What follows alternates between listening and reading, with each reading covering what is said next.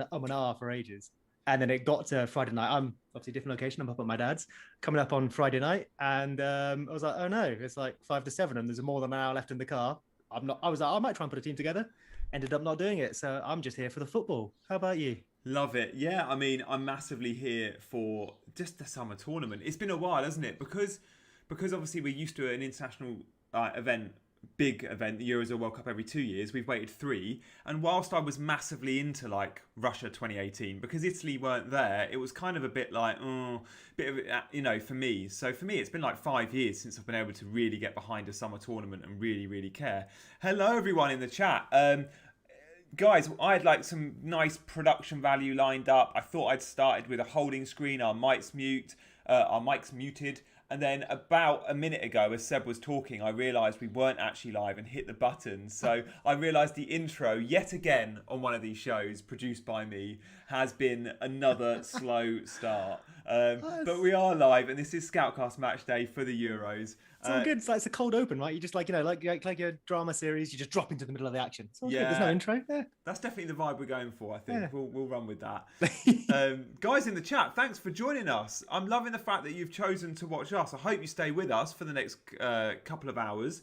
We're obviously going to be watching England and Croatia. There isn't going to be a lag. We will be keeping you up to date with all of the goals, all of the action. This is our main interest now for the next couple of hours. Let's talk a little bit about, before we get to the starting 11s in the next 5 minutes, Seb, let's talk a little bit about the Euros so far and what you've made of it and who you're tipping.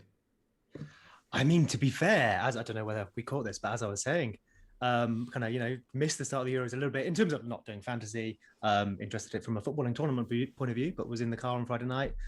Wasn't around last night, in fact, was in the kitchen with my dad talking, drinking some beer. Nice. And yeah, kind of just, I've not seen him in a while, so catching up, it kind of passed me by a bit. Obviously, the terrible events with Eriksen, which I didn't see it. I have nothing further to add than I sincerely hope he's okay, and nothing else really matters in comparison. Yeah. But then, the football aside that, Belgium, Lukaku, I'd missed that, but I've caught a little bit afterwards. I understand that Belgium were suitably impressive, but then it was Russia who were suitably unimpressive. Yeah. So you take from that what you want. I'm guessing a lot of people are very happy from a fantasy point of view with Lukaku. Italy probably went quite well for fantasy teams, I'm guessing. And for the tournament, as we've seen so far, a couple of good teams have won, a couple of less good teams have drawn, or what have you. It's probably nothing too unexpected, I'd imagine. What about you? Yeah, I think you're right. Like, the two big upsets could have been an Italy defeat or a Belgium defeat, and we saw neither of those. And both teams did look good. I looked at the Russia team yesterday, and I just thought, yeah, they're going to struggle, even with home advantage. And yeah, Belgium obviously looked really good without KDB and without Hazard, who came on. But the most impressive team so far has to be Italy. Saying that, it's it's one game and we've still not seen most of the teams. So yeah, it was a great performance on Friday night, and for the Euros to be kicking off in Rome, that was amazing. Like, the opening ceremony with Andrea Bocelli was so good, and the fireworks. And then yesterday was just so sad with what we witnessed with Eriksen. I was watching the game, and it was just quite. I've never seen anything so shocking on a football pitch. So fingers crossed he pulls through, and it was amazing to see his sort of him coming off the pitch awake. So yeah, fingers crossed for him and all of Denmark and all the players that was obviously very close to him. And great to see Lukaku celebrate straight away. And it must have been so hard for the players that, Toby Alderweireld, Jan Vertonghen, Lukaku, 3 Belgian players that either play with him or have played with him, have to go out on the pitch and perform. And then likewise for Denmark to come out and play that game a couple of hours later, to continue the second half, was really surprising to see. But yeah, I guess UEFA gave them 2 options apparently, and one was played today at midday, and one was carry on playing yesterday. Anyway, let's turn our attention to England, shall we? Seb, what do you make of the England 11?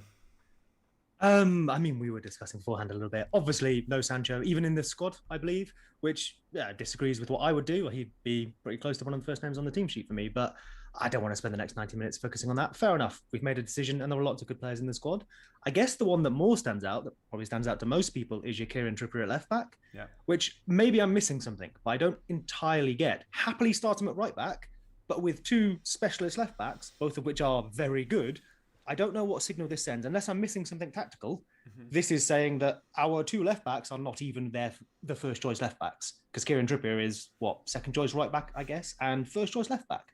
Yeah. That isn't what I would have gone for. Maybe I'm missing something, but I don't know about you. What do you feel on that? Yeah, Kelly Summers just asked Gareth on the touchline, about that, and he responded with, Kieran's a really good one-on-one defender and will need his leadership skills. So Trippier, I think, is a bit of a leader on the pitch. Maybe Shaw and Chilwell aren't, and he just sees that as without Maguire and leadership in the back line, we need that extra vocal presence, that extra leader.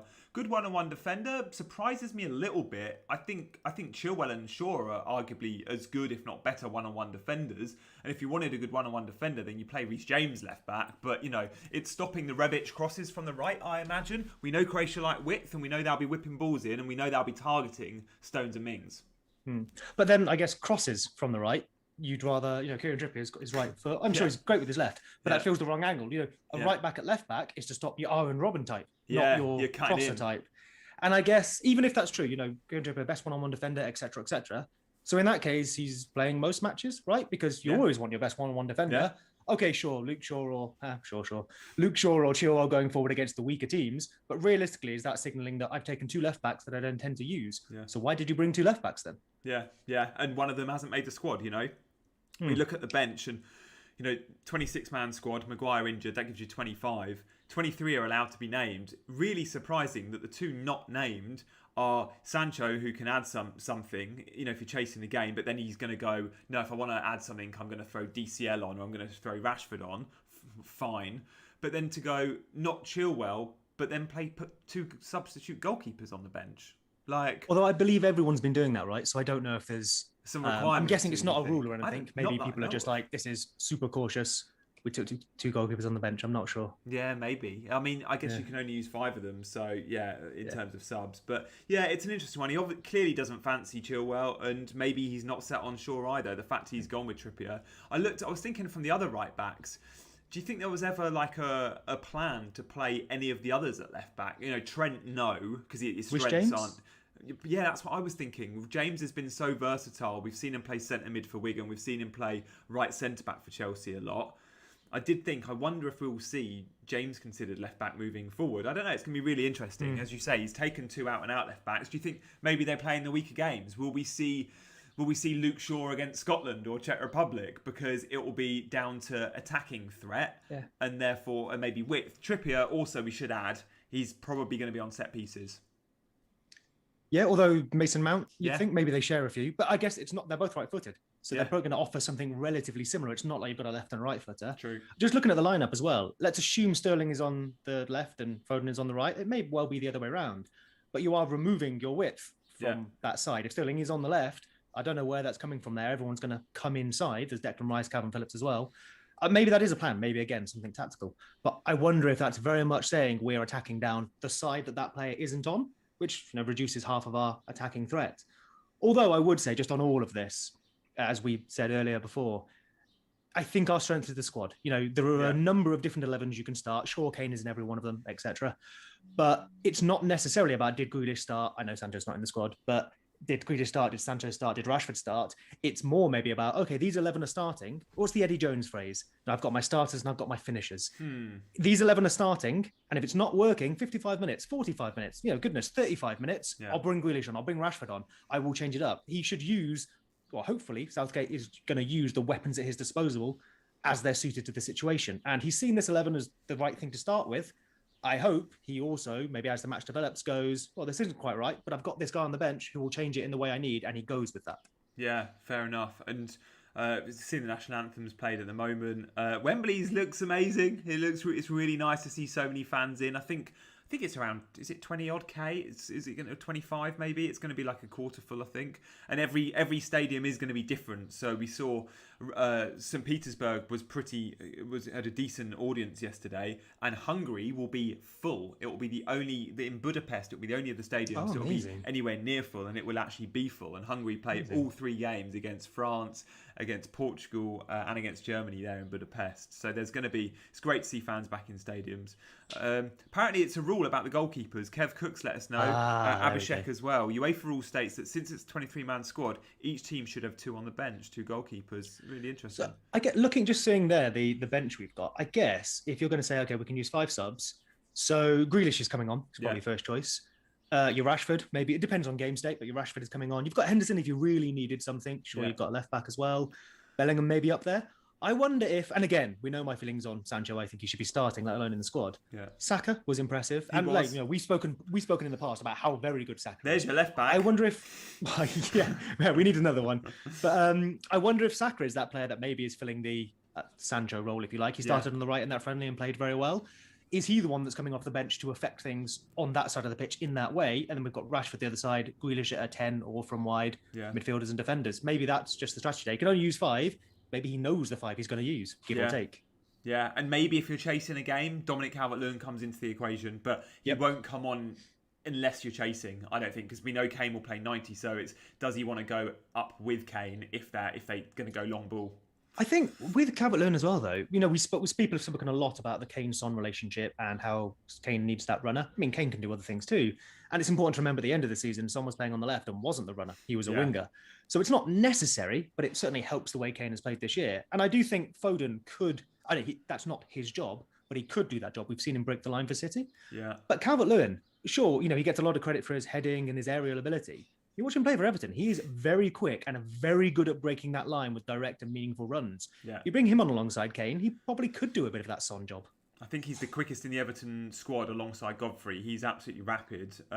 What about Croatia, Seb? If we let's talk about, forget the defenders. They're without Lovren today, so they will miss him. But if we look at the midfield 3 of Brozovic, Modric, and Kovacic, that's such a strong 3. Yeah. Like you've got Real Madrid's best player, arguably, in there. You've got one of Inter's best players in Brozovic, and then you've got Chelsea player of the season from the year before, Kovacic. Such a strong 3 that really complement each other well.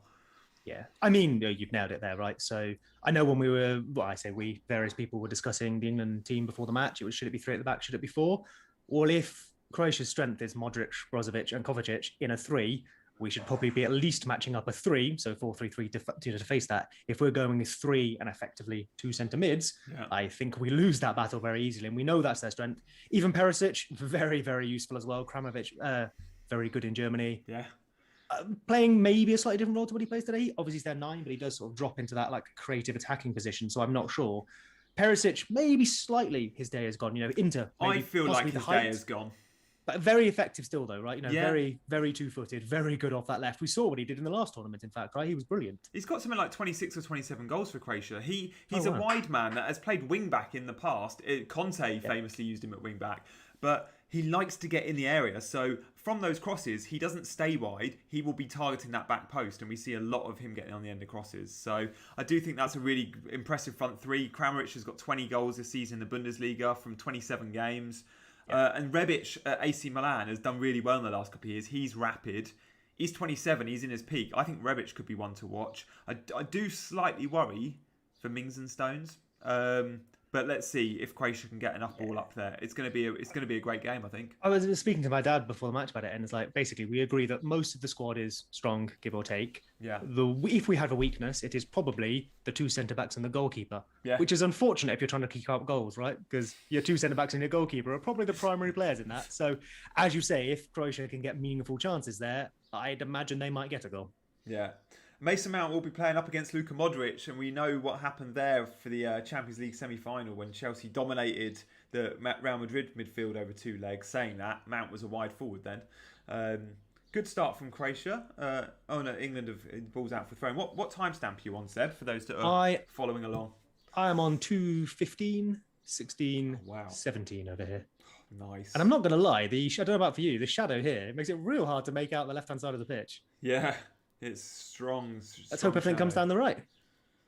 Yeah, it's is it 20? I think the forecast was 29 degrees today in London. Pretty hot. We're going to see a lot of subs at 60, I think. Yeah, and I think there'll be players that have been told, the likes of potentially Foden and Sterling, give me 60. Don't leave anything in the tank because you're probably going to come off at 60. Give me 60, and obviously that'll be updated at half time on that. But it's gonna be a tough game, and I guess Phillips in the midfield with Rice we've not spoken about. Seb, there was talk Henderson could play alongside Rice or even Bellingham or no other sort of holding mid, but it looks like Phillips has got the nod, and it looks like he'll probably be box to box. I would have gone Bellingham personally, especially because if we're expecting Rice to do more of the holding role, Yeah. although really Rice doesn't do the holding role necessarily for West Ham in the traditional sense, and Phillips does for Leeds. So I'd argue that might be the wrong way around. I'm not Scoutcast, fair enough. But where Phillips has excelled for Leeds is really that Andrea Pirlo role, if you like, for a comparison. Yeah. He's played, number 10 when he was younger for us, but that isn't how he got into the England team. He got into the England team being this number 6 for a Bielsa team. So seeing him play box to box, sure, he can do it, but I'm not sure it's the reason he was called up. And if anything, Rice is probably closer to that player. Realistically, though, you probably only pick one of them and have a Henderson or a Bellingham in that slot instead. Yeah, a little bit more dynamic perhaps than a Phillips in the box-to-box role. And Rice, when he gets going, can attack well and can do the box-to-box thing. Saying that, Rice has grown up as a centre-back that's been moved to centre-mid and DM in the last few years. And I did wonder when we saw the team sheets, if in attack we'll often see, I'm seeing now, I'm a bit delayed you, Rice almost slotting in between the two centre-backs to sort of form a back five. But of course, Rice is playing centre-mid. Yeah. Which again, though, surprises me because that's exactly what Phillips does for Leeds. If we're playing a back four, he will drop into that half-back role and make it a back three. So again, full transparency, Southgate trains with the players, I don't, fair enough. But I'm surprised it seems the wrong way around to me. Yeah. Guys in the chat, let us know your predictions. I'm going to ask Seb that very question in just a sec. A couple of people saying nice things about us. Good to have us back, Seb. The two best looking guys on YouTube, says Rob. That is very kind of you, Rob. I'll read more of your You clearly don't out. watch much YouTube, my friend. And a few are saying about Seb sounds different. Not sounds bad, Seb, but just sounds different. So that's the benefit of having these mics, I guess, that Fantasy Football Scout have kindly sent us. Yeah. I mean, I've had this mic for a little while, which Scouts kindly sent over. I'm in, as you can probably tell, I'm in a different place, and I'm sat on a sofa with like a little almost stool, with the laptop on some books, and the mic here. So I'm probably coming from a different angle. Let me know if it sounds terrible, but if it just sounds different, hopefully that's okay. Yeah, no, you sound crystal clear to me. It is Foden on the right and Sterling on the left, as we thought it would be. Obviously, Foden, you could argue, potentially is a little bit more threatening on the left, but Sterling was always going to play on the left for me. Yeah, I think, as you say, maybe, if both of them prefer the left, it's the senior player who's going to get that. But I think Foden's been more effective. We know his future might be in midfield, but where he's played 90% of the time for City this season and being effective is off that left. Yeah. He can play anywhere across there and in under 10 and probably an 8 one day. But yeah, I guess we're saying with Trippier as well, with that wanting that width from the left, I am surprised because this way round, Sterling comes in, Declan Rice and Cam Phillips are obviously going to stay narrow. Mason Mount is, maybe he drifts wide, but obviously he's at 10. Phil Foden and Sterling are both going to come into the middle there. You've only got Walker going there on the outside. I'm not sure if that's as balanced as I'd want it. Yeah. Diraj is saying the new design is cool. Glad you're liking that. We've got a few predictions in as well. 1-1 says Moyinim. Little ball over the top there for Sterling on the left-hand side. Ball over the top for Sterling, but it's gone a little bit long and out for a goal kick. Oh, okay. Oh yeah, ball comes in from a throw. We've had a little Foden thing as well. I think it was Sterling who played him in. Oh, Foden has hit the post. Oh, Foden comes in, speaking about him coming in from the right-hand side. Sterling comes in from the left. He's right. He's in Kane's position almost there. Lays it across to Foden. Foden edge of the area, just curls it across, and it is flush on the post. It is one of those that it goes almost across the goal line rather than, going the other way. That is very close. Does the keeper get a touch there, Seb, or not? Not that I saw. Looking on the flight on the ball, I'm not sure. I wouldn't rule it out, but I'm not sure he did. Wow, it's a great start. 5 minutes in, and Foden looking sharp. Then really good effort that, and it's the sort of goal he's gonna like. He's gonna like sort of shot he's gonna be going for, that cutting in on his left foot. And it'll be interesting to see how they target the Croatian fullbacks. Yeah, absolutely. Prediction, Seb. I originally was gonna go 1-0 England. And then I saw the lineups and thought it's going to be a 1-1 draw. So I'm going to. Oh, England might be in here, my friend. Sterling. Oh, I don't know if that's a penalty. I think he's given a corner. So Kane turns it around the corner, lays Sterling in on the narrow left-hand side. Sterling does what Sterling does, right? Takes a moment, maybe tries to cut back on himself, and there's a little bit of a tangle. He is offside already, maybe VAR and stuff. I think his feet are onside, maybe his shoulder. We'll check that. But he's trying to come back on himself there. He almost stands on the ball. The defender does get across and clear it away. I think it's Kaleta. So that will be a corner, not a penalty. And I don't think they're checking for offside. Oh, I've still not seen it, but I'm seeing the chance again, and yeah, it's really, really nice little run from Sterling cutting inside, and they're giving. I can't believe the Croatian defence gave Foden so much space to shoot with his left foot. We knew that's what he was going to do. So absolutely. It's like marking Iron Robin. Oh, shot from this. So the corner comes in, Mason Mount on that. It gets cleared away, and there's a shot from the edge of the area. Catches it flush. Calvin Phillips, easily saved in the end, but one of those that just looks so nice. He catches it clean. Yeah, nice. Was that? Did you say Mason Mount on the corner? Yes, indeed. So interesting. Kieran Trippier obviously an option as well, but both right-footed. Mason Mount has taken the first one from our left-hand side as we face it. I really thought that was why Trippier was in the team today. I thought Gareth relied so heavily on set-piece goals in Moscow. Maguire and Stones, Maguire would have been more of a threat. That I thought Trippier's delivery might have what sort of swayed him. I know Mount has got great delivery and been on set pieces for England, but I didn't think Gareth would put him quite up there with Trippier. So for him to be on the first corner is really positive for me. I mean, they're both right-footed, but maybe there's a chance that obviously from the left it's an in-swinger, from the right it's an out-swinger. Maybe Trippier has a better out-swinger than him or something. I'm clutching at straws a bit there, but perhaps. No, I wouldn't be surprised. I mean, when we look at Chelsea, Mount is often on set pieces, but he's not. It changes a lot at Chelsea. He's by no means guaranteed to be on corners. Got a replay of that Phillips shot coming up now, just from behind Phillips. It's the lovely angle where he just catches it. Lovely. That's so good. Good save. Would have been amazing for him, wouldn't it? First competitive start. I mean, first start in a competitive tournament. Yeah. Just saw the penalty appeal, and there's no chance that was a pen. Definitely, obviously a corner. And I'm currently on the delay, and I'm seeing the Mount corner, which definitely goes deep and looks for John Stones, and that will be. Oh, he hits it really clean, doesn't he, Phillips? Good save. Is it one of those he hits too clean? Should we go with that cliche? Yeah. He's hit it too well. If only you'd scuffed it into the top corner, Gianni. No, don't. If only he'd shanked it and had gone in off a defender. There's that one, isn't it? Oh, the deflected one. You can hit it clean and it still go off a defender, you know. Yeah, that's what we train on the training pitch. We do clean finishes, and then sometimes we just tell the players to scuff them. My favourite when you talk about Frank Lampard, who, by the way, it's great to see him in the studio today for the BBC. Great lineup with Rio and Frank and Shearer. It's all his goals were pens or deflected. It's like you can take away the pens and the deflected goals, and he's still scored 200 plus. But whatever. Good start by England, Seb. What's your prediction for the game? What's my prediction? Oh, I hate predictions. Should we go with a very, very boring 1-0 England? Just based on Foden in the area here. Kane's led it off to him. Comes inside again onto his left foot. He's laid it over to Mount, but it's a little bit far. Mount and Sterling are sharing a lot of space on the left-hand side. Yeah. Mount, as we maybe suggested he could. Mount pulling to the left-hand side, which he does like to do for Chelsea. He does, if I'm correct. I mean, most number 10s do. Right, the space isn't actually at number 10. The space is in the flanks, and then you move into those channels. That's how you play that position. But Sterling is sticking a bit wider as well. Yeah, it's really interesting to see. I mean, Mount, when he plays in the midfield three, you would expect him to be on the left-hand channel. But likewise for Chelsea, he plays in a front three.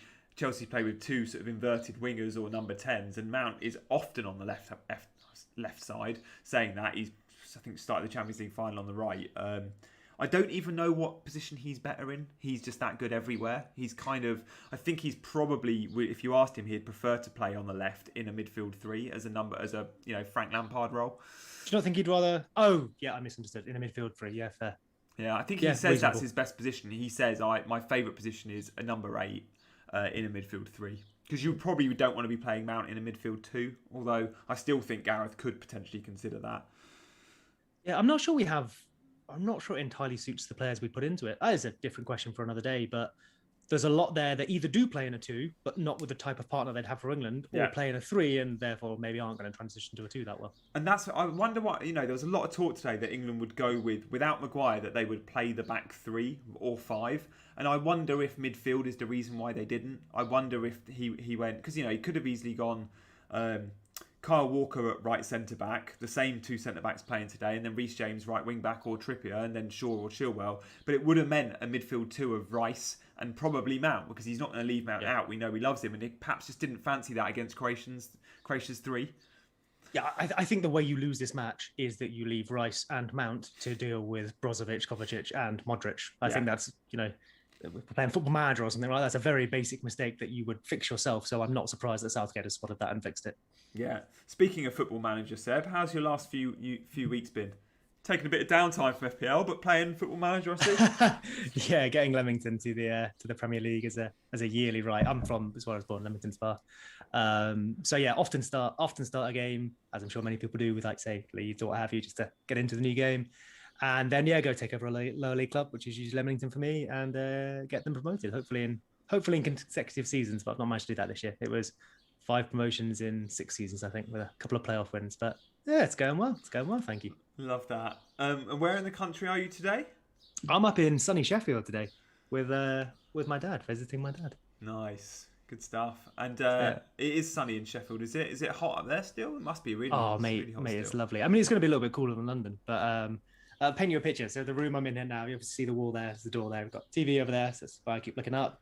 And then I think we're on was it 3rd floor, I guess, technically?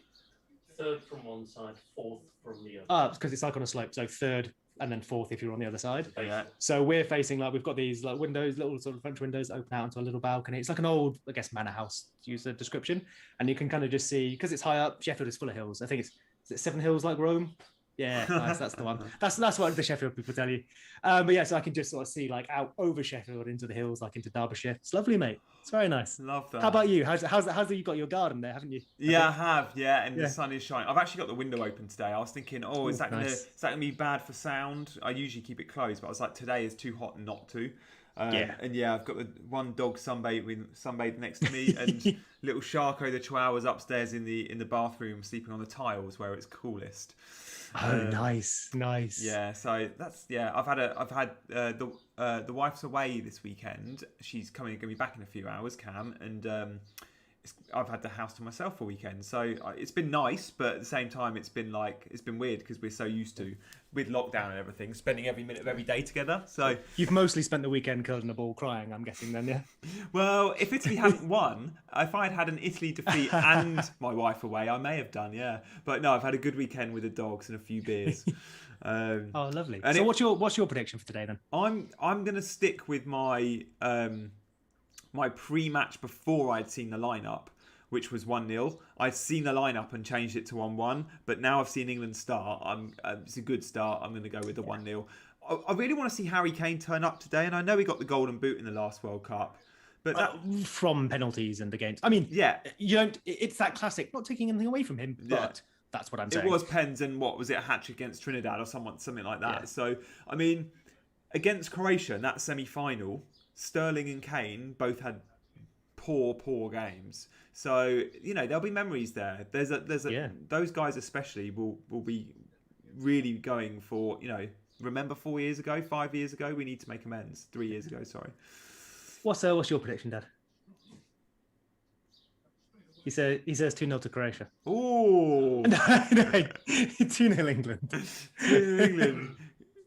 Guys in the chat, let us know who you're going for. You're going Croatia. We've had a few draws. Anyone feeling really confident? And also, who have you got in fantasy in the Euros game? I mean, if you were playing it, Seb, forget player prices. Sure.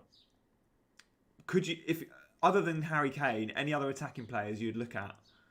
So, not quite. Free kick comes in there. It's towards Harry Kane. I think that might be a goal kick. I think he's kind of just bundled it. But looped into the box. He's trying to get himself onto. Oh, he would have been offside anyway, so it'll be a free kick. But he's trying to get himself onto the end of it. It's relatively well defended in the end. He's blocked off. But a couple of little chances there. We've had one for Foden, one for Sterling, and then Kane there. Yeah.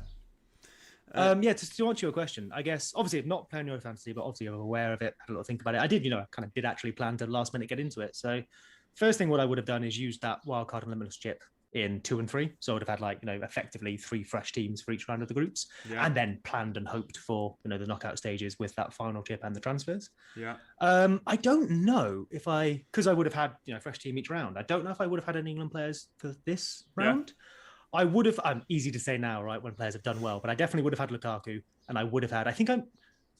I would have had to look at prices, so I'm not sure. Insigne would have been my choice from Italy. Yeah. Maybe I could have ended up with Berardi for prices, or maybe Immobile, I'm not sure, but I would have had one of them. And I probably would have tried to get a defender, although that may well have been Florenzi. So obviously not the ideal defender. I mean, he's brilliant though, right? Attacking returns. Yeah. Obviously didn't get any the day, but if you're going to get attacking returns from the Italy defence, I think it's going to be him, despite Spinazzola being amazing in the role he was playing. Yeah. Yeah, it was Florenzi went off at half time and he has been carrying a knock. I'm not sure we'll see him again. I think Di Lorenzo was fancied to be, up again, very close to getting a starting space anyway. He's had a good season at Napoli. So it's a bit of a coin toss between those two at right back. Ooh. I think there might have been a foul before that, so I don't know if it would have counted, but another little shot from the right-hand side there. I think it's Calvin Phillips. Calvin Phillips gives away a foul, and then I think he follows it up with a nice little left-footed curler. Comfortable save in the end. That is a foul. He goes for the ball, but he gets the legs. But another good little one on the edge of the area. We're pressing them decently and winning it back, maybe before they can get to that danger area of, the midfielders who can go and create stuff up the edge of the pitch. Perisic, apart from the first, couple of minutes when he went down the left-hand side, I don't think he's had much of a touch. Yeah, no, the Croatia front three really haven't had any of the ball.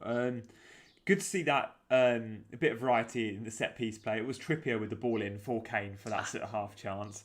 So yeah, Trippier and Mount obviously were over it. But in terms of sort of England players, I did my England sort of preview, a 2-minute video, and I said, look, if you want to look past Harry Kane, and if you do, go Foden. Foden was the only wide forward that I thought was nailed to start, and because you can. So did you think he was nailed over, let's say, Grealish? Oh yeah, 100%. I've been saying for the last, even all week, I've been saying there's not a chance Grealish starts today. I disagree with it. I would be starting him, but I'm thinking like Gareth, and there's no way Gareth was going to play him. He just doesn't fancy him as a starter. But I always knew he would play one of Foden or Grealish, always be Foden, and then one of his runners. And his runners are Rashford, Sterling. Oh, Raheem Sterling is in. He's turned away from goals, so it's not ideal. Try put it at the far post where Foden and Kane were waiting, but it's been headed away. One of those where I feel like we see this a lot with Sterling. Not necessarily a criticism, probably just because he gets onto things he shouldn't. Yeah. But it's a good ball that comes in, curling away from the goal. And because he's obviously trying to turn to get onto his favoured right foot, he gets it sort of away from goal rather than be able to turn that into a natural chance for himself. Yeah. Not sure he put the ball over. Chance it was Trippier again, maybe, from the left-hand side with the right foot. Oh, okay. Yeah. It's I hope Sterling doesn't miss a couple of big chances today. He needs a goal. Like, he ended the season so poorly for Man City. Yeah. I mean, he had to watch, City's last 10 games or so, Foden just absolutely tearing it up and smashing it in his role. And then the Champions League final, Pep went with the experience and played both Foden and Sterling. And again, he was anonymous for that Champions League final. Yeah. Really poor game. And Reece James bullied him.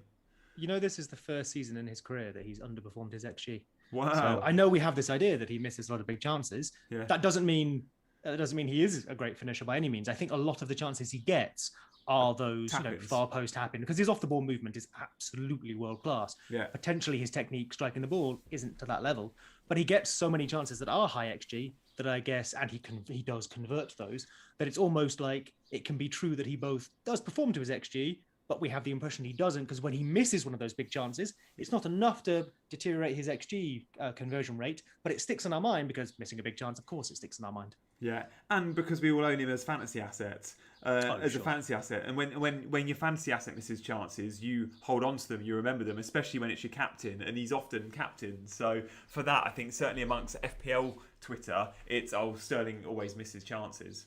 And obviously, he did underperform it this season, so obviously that's fresh in our minds. I guess similar to the Hazard thing, where objectively Hazard was a brilliant FPL asset, but I swear 50% of the people who ever owned him hated owning him. Yeah. For whatever reason, he didn't perform when they wanted him. He missed maybe easy captaincy goals, whatever it was. You look back and you go, he scored so many points, but so many people were unhappy with him when they had him. Yeah, it's a weird one. He's one of those players where you go, he never turns up when you expect them to. A little bit like Ollie Watkins, for example. You'll put faith in him against Burnley at home, and then he'll go and score, a brace against United. Yeah, I feel like he very rarely got double-digit hauls as well. It always felt like it was one assist or a penalty or a great goal, but it was always one. So if you're captaining him, maybe it was I'm getting 12 and 14, not 22 and 24. Yeah. Bungle in the chat's got no England, no France. Insigne though, he's kept on the captaincy on Insigne. I like that call. Nice. I went triple Italy, as I said I was going to, and when Insigne, Berardi and Bonucci, and I nearly went Spinazzola, but I kind of bottled it last minute because I just felt like he could share minutes with Emerson, because I know Mancini likes Emerson, but Insigne and Berardi though, that's very nice. Yeah, they both did really well. I thought I knew Bruyne would never play 90. He won't play 90 all tournament, but he's clinical. He's really clinical. And it was lovely to see Locatelli and Berardi, two Sassuolo players. Sassuolo are a club that most football fans aren't familiar with. And they're two Italy starters. Now, Locatelli probably won't continue to start if Verratti's fit. But still, he had a really good game. I think he's got the most passes in Serie A this season. He really did the Verratti role well. And him and Jorginho look really solid. He's very, very good. He's one of those that, if you like your stats, he always comes out very, very well. I bet he does. He and just as doesn't you say, lose possession, does he? Exactly. And not also in the sense of he's passing back to the goalkeeper. Yeah. He progresses it well as well. He's a player, he's probably too good for Leeds, or at least for what we could compete for, but he's a player I'd love to see at Leeds. He could come in and play that sort of transitional late role for us brilliantly, I think. I think he will be in the Prem next year, and I've read the other day, typical, it will be one of those, does really well at the Euros, and then all the Premier League clubs are sniffing around. But I've read that Guardiola apparently has said previously he's a big admirer of him. We know he isn't 100% set on Rodri. He played Fernandinho a lot at the end of the season in the big games, including the semi-finals, and then didn't play either of the DMs in the Champions League final. And I just wonder if Locatelli could go to City. I'd love that if he did, just to be able to watch him. And also, Arsenal have been linked, but Arsenal seem to get linked with every sort of 30, 40 million pound centre mid ever. So, they've just signed Thomas just Partey. A way of an agent. Yeah. Although they've lost Xhaka, who's gone to Roma in the last few days. Yeah. So maybe they've got, I think they're getting about 18 million for Xhaka. I think I saw them linked with Rodrigo de Paul. Yeah, again. So obviously that's unfair because, Leeds have already signed him. We signed him last summer. So that's cheating. But realistically, I'm very envious of that. And he's absolutely brilliant. He has to come to the Premier League. I really He'd be amazing hope for he any does. Premier League club. Yeah. He has, however, been linked with Juve in the last few weeks in the Italian press. It's probably where he should go. Yeah, and that's a bit like Bayern Munich in Germany. Juve will often buy the best players for the mid-level clubs in Serie A. So for Milenkovic-Savic is another one Juve have been linked with, although they've been linked with him a lot over the last couple of years, and it's just never happened. And Man United were linked with him for 2 summers in a row. I think just before Bruno, the summers before that. Yeah. Not that he's the same as Bruno, but he was very much. Was he maybe the Pogba replacement when it looked like Pogba might be going? It was there's another tall creative midfielder. We'll sign him. Yeah. Do you remember when United were linked with Perisic every summer for about 4 years? Perisic to United was talked about so much. And obviously that never happened. And now he's... Wesley Sneijder, mate. Yeah, Wesley Sneijder. He's still signing for United one day. Yeah, coming out of retirement. Croatia haven't had a shot on goal, Seb. I'm watching now with 25 minutes in. We've not seen Croatia test Pickford at all, have we? Have they even really been in our third, apart from those early couple of minutes when they came down the left? I say that Croatia are now breaking away. Tyrone Mings has done very well there, to be fair. I am probably not Tyrone Mings' biggest fan, but he's done very, very well there. Ball comes sort of down the side channel, and I think that might be Rebic he's beating to it. Both outpaces him and outmuscles him and confidently passes it away. Croatia have got possession again here, but in a less dangerous area. We're closing them down pretty well, actually. The only way they've got through down here on the right is luck, if I'm honest. Ball into the box. Ooh, scuffed over the top from, I'm guessing that is, Perisic on his right foot. So ball comes in over the top, sort of a bit looped, a bit hopeful. He goes for the first time and he's scuffed it. It's gone over the bar. Okay. So far, only big chance, well, not even a big chance, but the only chance of note has fallen to Foden, who hit the post early on. Yep. What do you think of the... Sterling, a couple of half chances trying to get in on the left. Yeah. I think that's about it. I'm trying to see a sort of good enough wide angle when England are in possession to try and see their midfield three, because every time I see Mason Mount, he's really left. He doesn't look like he's playing as a number 8. He's almost... Sterling's cutting in and Mount's often the widest man on the left. Would you not say he's maybe more of the 10? Is it like Sterling, Mount, Foden in a 3 and Declan Rice and Phillips in a 2? Yeah, and I saw that on Sky Sports' graphic before the game in like a 4-2-3-1. But I just thought it was.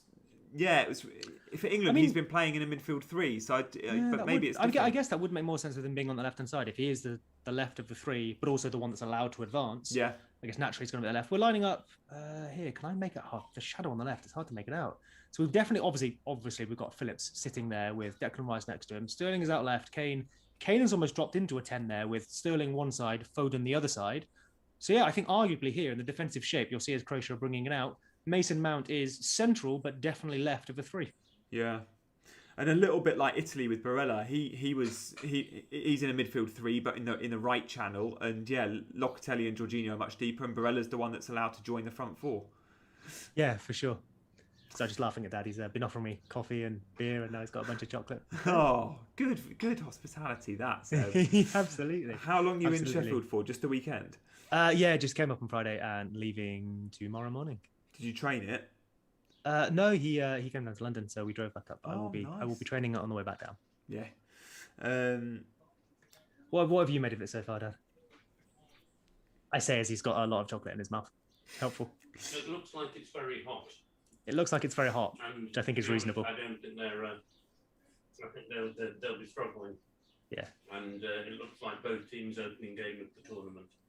I mean, that's fair comment, to be fair. The combination of first game and the heat were mentioning that, maybe not that many chances, and especially Croatia haven't pushed on. They're probably very happy not to expend that energy when they've got another 60 minutes left to do it. They only need, the old football cliche, they need one chance to score a goal, right? They're probably waiting for that. I remember the last World Cup with Croatia, because they've got quite an ageing team, and they'd played, I think in the quarterfinals it had gone to extra time, and the same 11 had played every game, and it was got to the semi-final, and they're playing England, who had rested some players, not had extra time, got a younger team, and everyone was just like, we'll go into this game and Croatia will be really tired. And the England-Croatia game obviously went to extra time, and it was Croatia. It was the likes of Mandzukic that were doing all the running. And I look at this Croatia team today, and they've not got Mandzukic, and there's no Rakitic in the middle. Other than those two guys, it's pretty much the same team, all just 3 years older. Was it so? Subasic, I think, might have been the goalkeeper. Yeah, and then obviously they had Lovren at the back, Rakitic, Mandzukic. They had Vida. And they had Vida was there. Versalico was there. He got his move to Atletico off the back of it, didn't he? Yeah, exactly. Left back wasn't Gardevel because he's like 20, but the midfield was the same, and obviously Perisic was there. I don't think Rebic started.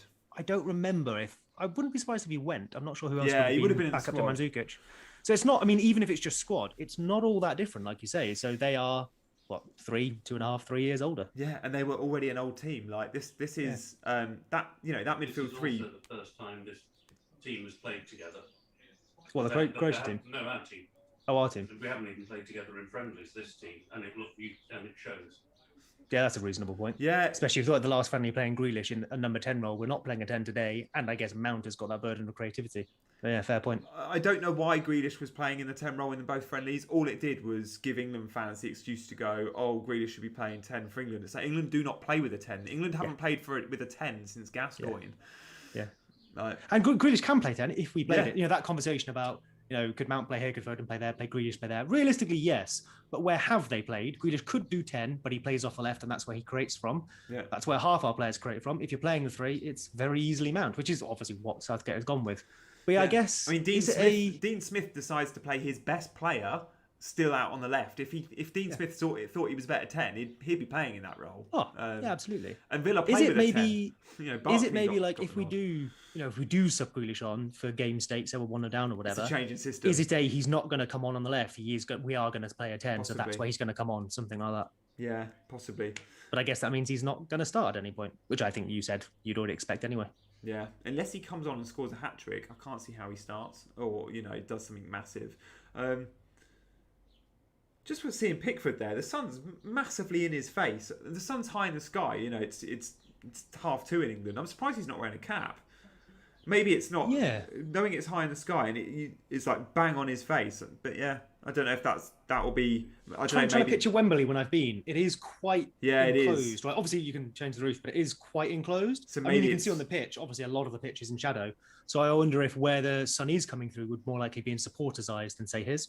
Yeah. You'd think he'd have a cap if needed. I haven't seen the Croatia keeper yet, see if he's wearing one. Dean Henderson would be wearing one even if it weren't sunny. He would. Dean Hendo. Speaking of Henderson's, are we going to miss Jordan's leadership in the middle today or in this tournament? Because he's clearly not fit. Or he would have played way more minutes in the friendlies. Took the penalty off Calvert-Lewin, which Southgate was not happy with, and he said something in his post-match. Yeah. But do you think he'll be missed? He's natural leader. The leadership thing, I guess, is something I can't comment on in full knowledge because we don't see what happens in the dressing room. We the dressing room, we hear things, we don't know. I think it's a fair assumption for Liverpool in England that he certainly is a good leader. And a part of that, of course, is on the pitch. But the bigger part of that probably is off the pitch. So he probably is still capable of doing, maybe even if he was never going to be fit, got 26 players. Maybe you do just take him so that he can be in the dressing room. That's probably a valid tactic. So, of course, we'll miss him on the pitch and him as a player as well, especially if we had Trent. We know that relationship on the right-hand side they've had for Liverpool where Henderson can cover him. And that could still be true even if we're not playing Trent. Yeah. But I don't know is the honest answer. In terms of a player, yes. In terms of the leadership on the pitch, probably. But he can probably do most of the job still in the dressing room. What do you reckon? Yeah, I think you're right. Like around the camp, in the dressing room, he's probably a big presence. I have enjoyed watching some games at the start of lockdown without the fans to go. Let me hear them on the pitch, and I can safely say Henderson is perhaps the most vocal player I've heard in the Premier League on a pitch. All game he's chatting and he's shouting and he's leading, which I think helps, especially when you've got some younger guys around you. But yeah, I think in terms of do you want him in your starting 11? Probably not. You definitely play Declan Rice, and I think Phillips has looked really good today. Yeah. Mount we know is going to play, so I think as well for the legs, especially in the heat, your younger guys are going to be able to rumble. And tournament football, when you've had as many injuries as Henderson's had, you're probably going to be. It's probably a nice sub to bring on when you're winning games and you need to control possession a bit. Or if we do go and get to a semi-final and you've spent the 2 weeks or whatever it would be before that getting him fit, that's maybe where he gets his start. His 60 minutes. Thinking for Leeds, Dad, is Calvin, because Liam Cooper is the one we can always hear for Leeds. Is Calvin Phillips particularly vocal for us? I don't remember. I've never noticed him being.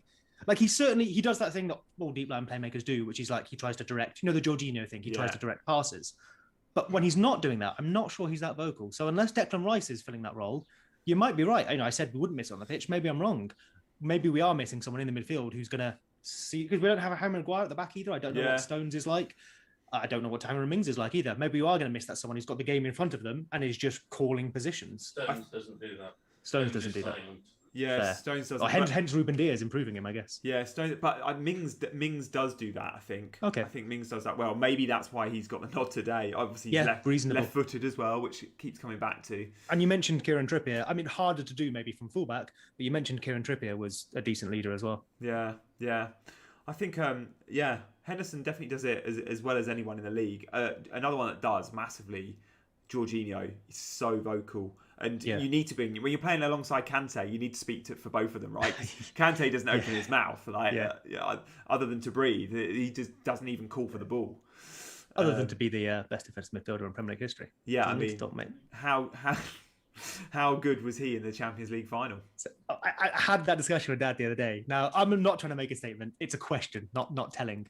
And obviously different roles as well. But Vieira, Keane, Kante, I think he's in that conversation. Yeah. And I think he's got years left to win. I'm not saying he does, but I think it's a worthwhile discussion. And yes, the Premier League was very, very different. Keane played a different role to Kante. The whole... Dad says two different roles. And Dad pointed out Keane's goal scoring the other day. And, Keane could hold down the midfield all on his own and just let Scholes go do his thing. Yeah. Kante's different, right? He can hold down the midfield. He played in a 2 with Drinkwater and played like defensive midfielder, ball winner and box to box, while Drinkwater just, created and transitioned a bit. But I think that's my point. I think he is in that conversation. I'm not saying he's won yet, but he's got time to win. Every club he's gone to, and France, he's improved them and they've won stuff. Sometimes single-handedly. Yeah.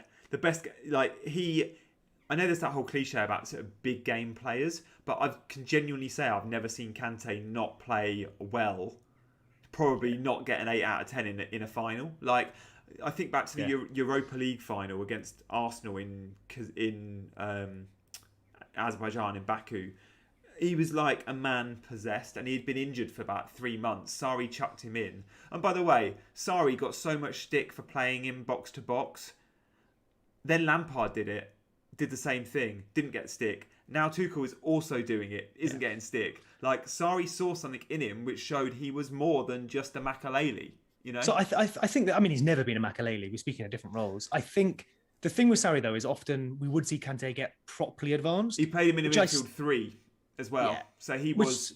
Yeah, exactly. So I think for me, him getting into the box isn't what maybe I want from him. But at Leicester, he wasn't the defensive midfielder. No. He's a ball winner. He doesn't sit. He's not doing the Calvin Phillips role. He follows the ball. he runs and tackles and passes, and he's everywhere. That's his job. Yeah. So he isn't a defensive midfielder in the traditional sense. So him being box to box makes sense, right? If the ball is to be won on the edge of the penalty area, that's where he'll be. Yeah. And, I don't mind him in the penalty area. Yes, he's not going to score, but if he's winning the ball on the edge of the D, edge of the 18-yard box and giving it to Mason Mount, then I'm happy. And he does that so well. And it was another big game for him in that final. But not just him. Like, Chelsea were sensational. Havertz was so good. And it's going to be a massive season for FPL next year. Yeah. Who are we looking at, Seb, in terms of, and we'll come back to England and Croatia in a sec, FPL next year? Just saying, just on England and Croatia, Calvin Phillips just making a run there beyond everyone. He was just offside, ball over the top into the left channel. But we were discussing whether, him or Rice sitting. Certainly seems to be Rice. Calvin Phillips has been on the edge of the area with a shot, winning the ball on the edge of the area. And there he was making the most advanced run in the team, getting back to his League One Leeds days of playing number 10. Yeah. So who you tipping for next year, Seb? Have you thought about FPL at all? Like, I must admit, I've not thought about sort of prices and players until we know fixtures and transfers and stuff like that. We don't know too much about what I'm going to do, but there's always a couple that out of nowhere become really sort of must-have picks, and I don't know who that's going to be this year. Perhaps it's someone that's it's Jadon Sancho, for example. I mean, by definition, I guess if we knew who they were now, they're not going to come out of nowhere. So we're not going to call them now other than by luck, or if you're smarter than me, fair enough. So for me, I guess I've got to go for slightly more of this one. The attractive one is who's going to get a price change in our favour, or who's going to get a position change, or who's underperformed this year and won't be on the radar. My favourite one to talk about that is when Kevin De Bruyne was 9.5 million. Yeah. 2 full seasons ago, I think now, because he'd been injured all season or whatever it was. He started at 9.5 million. It was like, he's fit, he's worth 10.5. I'm picking him instantly, keeping him in the team the whole year, and he was just undervalued, and he was brilliant. Fortunately, he also, I think that might have been the season he had one of his best seasons. He broke the assist record, it was maximum benefit from that. It's the year he broke the assist record, I think. Or levelled it with Henry, whatever. Yeah, I don't think he's broken it, has he? I think Henry still holds it with 20. I think they might have put it level. Okay. Although always the debate between, did he get 21 or, FPL and 20 real or something like that? Yeah. But in terms of next year, I think we've spoken about them before. I don't think my thoughts have changed too much. Timo Werner, if he's still the number 9 in the traditional sense there. Kai Havertz, I clearly want some Chelsea players. I think we all know they're going to be very good. They're fighting for second, if not first. I mean, if Hakimi goes and joins Chelsea, it's either Hakimi or depends what he does to the rest of your defence. But he's outrageously good. I can't deal with how good three Chelsea might be what I go for. And then it's identifying even Tony from Brentford or whatever. Although worth noting, while he did score more goals than anyone's ever scored in the Championship, he scored fewer open play goals than Ollie Watkins scored last year. A lot of his were penalties. That doesn't mean they don't count, but I'm very excited by him, but not overly excited. He's still a promoted striker. I mean, Neil Maupay scored a lot of goals at Brentford in the Championship. Yeah, exactly. I mean, Brentford are good for it. When we Leeds were in the Championship, they were probably the second best attacking side behind us, I'd say, give or take. Weirdly, Barnsley were the best team. They got playoffs this year, but this year before, when they nearly got relegated, they were the best team we played like all season, and yet they were nearly the bottom of the league. Yeah. And I think other than that, obviously I'm going to look at Leeds. We know my love for Luke Ayling, especially if Stuart Dallas is a midfielder, which I think he will be. He 100% will be. Yeah. Sterling. Oh no, that's very much on the edge here. There. So Sterling gets taken down there. Is it handball? No, it's handball outside the area. Was it? Oh, I thought that was a foul. Yeah, so the Croatia defender... It probably would have been if the handball hadn't been given a second before. Yeah, fair. So Kaleta has both handballed and taken Raheem Sterling out on the edge of the area. He's got a yellow card for it, for one of the two, whichever one it is. So we have a free kick on the edge. And this is probably Kane, Mount, Trippier time? Yeah. I think Trippier, if it's a shooting position, I do think it'll be Trips. Trippier's going to score this just to shut me up for saying he shouldn't free. Dad says that Trippier's going to score just to shut him up for being left back, yeah. I like that. I think Trippier's placed the ball down, which How is many yards not always is a he from guarantee. We're left of the D. We're probably level with the D, but further left. So a good position. If anything, slightly too close, but that's always a variable one, isn't it? It's going to be Trippier, this. Yeah. He's the one who's put the ball down, which you'd often say is the sign if there were a sign. Give it to Mason. Give it to Money Mason. I mean, Trippier scored from a similar position in Moscow, didn't he? Against Croatia in the semi-final of the World Cup. Yeah. That was about 20 yards out. That was to the right of the... Oh, he's guaranteed to score then. If he's done it before, that's how these work, right? He's guaranteed to score. So Mason Mount is over as well, but it really does look like Trippier's lining up for the angle. He's taking it now. Oh, straight into the wall. I think someone's taken that on the face. It's not bad. It's not one of those ones where you go, great, you've kicked it into their shins. The wall does its job. It was possibly a decent free kick, and I think it might have just come off even Perisic there. He's holding his head, so maybe his head. Harry Kane wanted a penalty for that when Sterling went down. It was always a free kick. It's clearly not in the area. To be fair, Perisic has done brilliantly there. He leaps higher than the rest of the wall and actually heads it away. He doesn't block it, he heads it away. He guides it away. I mean, that's coming from 10 yards out, to be able to put your head on it and actually coordinate that's impressive. I don't know about you, but when I'm playing and there's a free kick coming, I face it up and then I turn around and I jump. Yeah. That would hit me about there, I reckon. yeah. Off the back of my head and in the goal. Yeah, top bins. Yeah.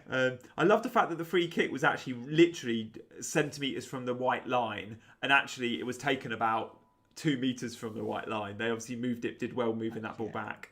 That's the classic one. I was saying, I think we've said this before. I was talking to Dad about it last night. The silly things in football. Like my favourite one is the throw in where the ball goes out. So the player goes and gets the ball 10 yards further up the pitch. Yeah. Walks to the touchline, then starts edging up the touchline. So in total they've made about 15 yards. Yeah. And then they throw it backwards anyway. It's like, why steal all that ground to go backwards? I love it when the ball goes out near the corner flag for a throw-in, and then you see them taking the throw-in like level with the 18-yard box, and you're like, that ball literally went out next to the corner flag. How is the ref not like? It's one of those where I think if the refs pulled them up on that, we'd never play football. Yeah, true. I mean, they have started pulling foul throws, though. Do you remember the start of this Croatia season? in the box. Very good defending from... Is that Tyrone Mings again? It's proving me wrong here. So Croatia get into the box. I think Perisic laid up for I'm not sure who. And a very tidy... Oh, no, it was Perisic. Perisic comes into the box off the left-hand side, possibly overruns it a tiny bit, but Mings is there and cleanly takes that away. It's very composed defending. Okay. Tim Shannon, has anyone else switched over to Summer Holiday on BBC Two yet? As long as you're still listening to us, I guess. Brilliant. Thanks for staying with us, Tim. I'm guessing loads of you are going to come on for half time as well, because you perhaps wanted to watch the game with full commentary. Fair enough if you did, and you'll perhaps prefer us as your half time entertainment. So we will be speaking about Euros and players we like. Now, I'm not playing the Euros game this summer. I am playing a version of fantasy, but I'm playing. I had a few hours to kill. I had a week off work, and so what was it? Half time here, by the way, Johnny. Just gone pretty much on 45. Yeah, I mean, no, there was literally nothing else, was there, to hold the game up. And I was like, I tweeted going, I'm going to play one game. I'm going to play Fan Team. I've never played Fan Team. I'd seen a few content creators. I think, is it Fergie or someone had won a sort of the Sun Dream Team game and won big money. And I was like, do you know what? I fancy playing something with a big prize. So I fancy buying a big house. Yeah, I fancy winning 200k for Fan Team. So I'm going to give it a go. I'll just beat these other million people playing fantasy, and all my life problems will be solved. It's fine. Well, that's the beauty for the Euros game. I think there's like 2.3 million players, which is pretty amazing, seeing as it's like, it's not a thing, and we get 8 million in FPL, but Fan Team you get like, I don't know, 15,000. So it's like, okay, you've got a chance, but it's very similar in terms of prices and positions. I said I was going to go big on Italy, and I did. And those that are playing any sort of fancy football this summer, hopefully you've been rewarded if you have gone with Italy. Hopefully that continues, because I do think the Turkey game was the most difficult for Italy. Like I think, and it'll be interesting to see how good Switzerland are, because they did look good against Wales in phases. But I still think Turkey could beat Switzerland and beat Wales. I think Turkey could still get second in the group. When you look at that team on paper, it's very good. They took 4 points off France in qualifying. Do you like Turkey, Seb? Because in terms of fantasy, some of their players are bargain basement prices. Like Yilmaz is the cheapest striker in the game at 4.5 in Fan Team. Wow. I mean, that seems like decent. That seems a decent. Has to be in a squad, right? I mean, Hakan Çalhanoğlu is obviously he's the one. He's 5.5 million, for example. He's really cheap. In Fan Team. Oh wow, that's a steal. I mean, I know Turkey aren't necessarily maybe going to be an attacking force, but you'd think anything they do is going to come from him, because basically anything AC Milan do come from him, and they have good players elsewhere. Yeah, he takes every single set piece for AC Milan, so I assume he does for Turkey. Yeah, and also can create from open play and has goals in him too. I think I don't know if he'll take Turkey's penalties, but is he like second or third in line for AC Milan on penalties? Yeah, because is it Kessie takes penalties? Yeah, and I think he might be second. I guess if like a big striker isn't on the pitch. Ibra was on pens at the start of the season and missed a couple, so he gave him back to Kessie. Kessie's very good at them. He's doesn't so miss good. Many. Yeah, and he actually said, like, I've missed 2 now. I cannot continue on them when I've got Kessie in the team. But Kessie being Kessie was just like, yeah, of course you can have them. But so chill. Yeah.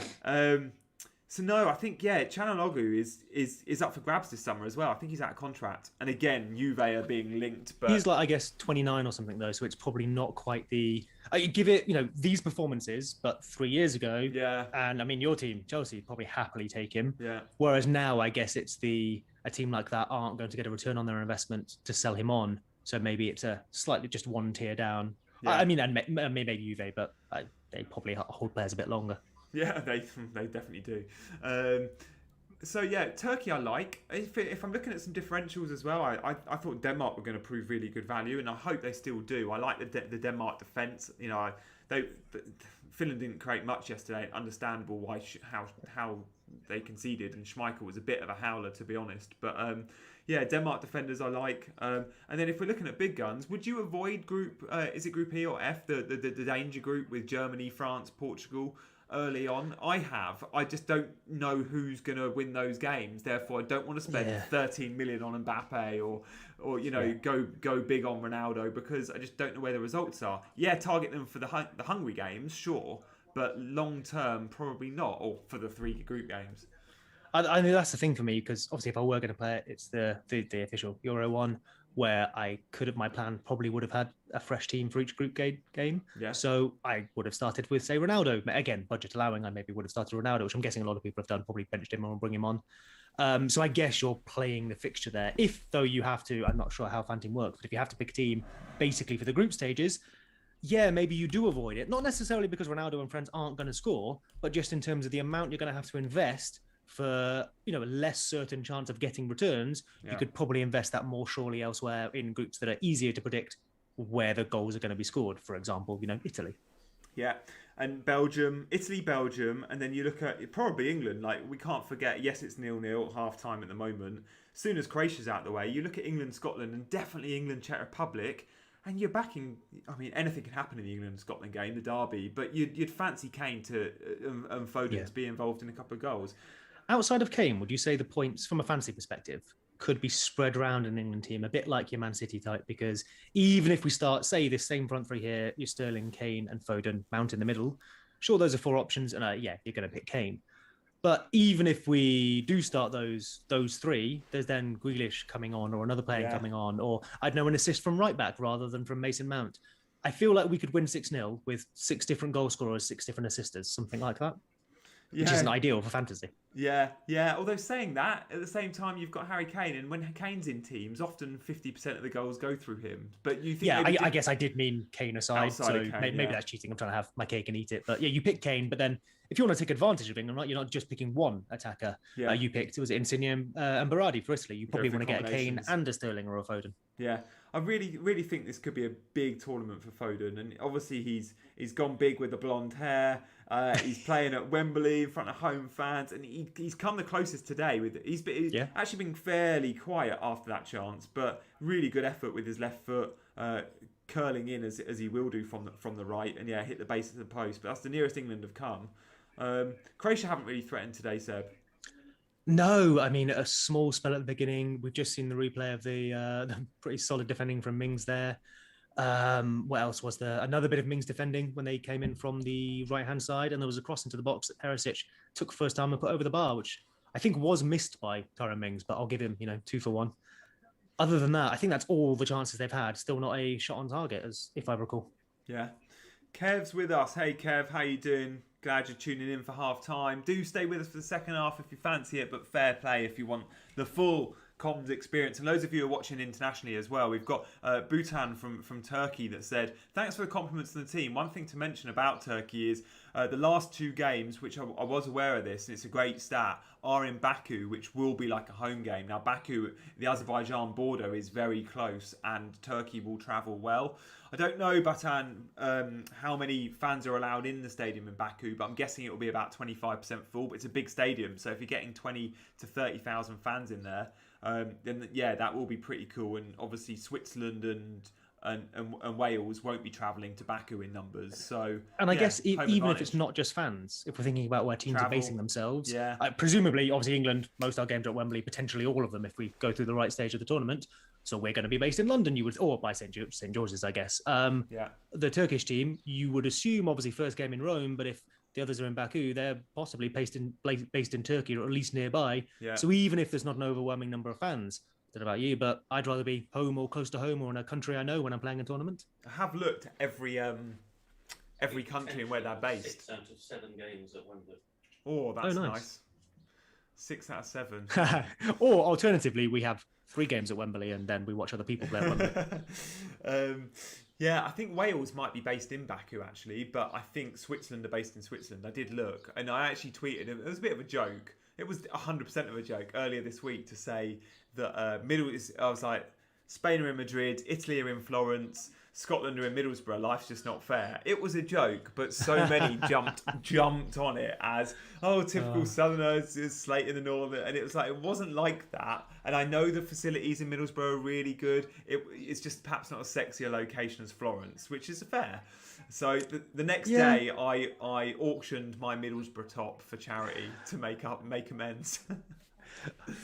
Did you make amends there, mate, or did you bin off your Middlesbrough top? I mean, it was a signed Middlesbrough team. It was a signed shirt from the last time they were in the Premier League. So nice. I was really surprised, actually, that I got so much for it because it's Middlesbrough. But yeah, it went for 80 quid. I was quite happy with that. Oh, nice. Yeah. Nice. Oh, fair play. So thank you for FPL Differential, I think it was, that won the bid. And FPL Tips came close with 75. Oh, amazing. Oh, so good. Well, yeah, fair play. Yeah. And yeah, I mean, on Middlesbrough, I don't think I'm not going to try and take the opposite side of that debate because that's a tough one. But I'm ultimately right. You know, where do you want to go on holiday, Middlesbrough or Florence? You could choose either, but I know what most people pick. Yeah, it's a fair one. I just saw a replay of something. Yeah, it's been a bit of a boring game, hasn't it, Seb? Like in terms of opening game at Wembley for England, it's been a bit of a bore draw so far.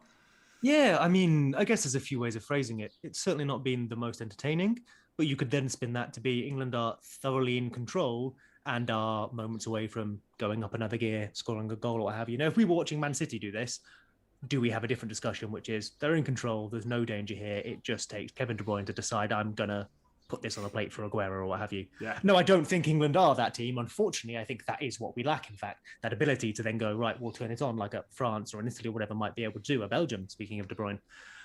But if I were to spin it positively, we haven't really been threatened. We look comfortable. We just need Kane, Foden, Sterling, someone to decide they're going to go create something. Yeah.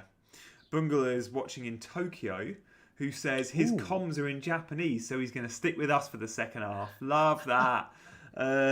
Glad you're with us. We will be keeping you up to date, and Seb is watching without a delay. I'm a minute behind. BBC are just showing some pictures of the Scottish camp.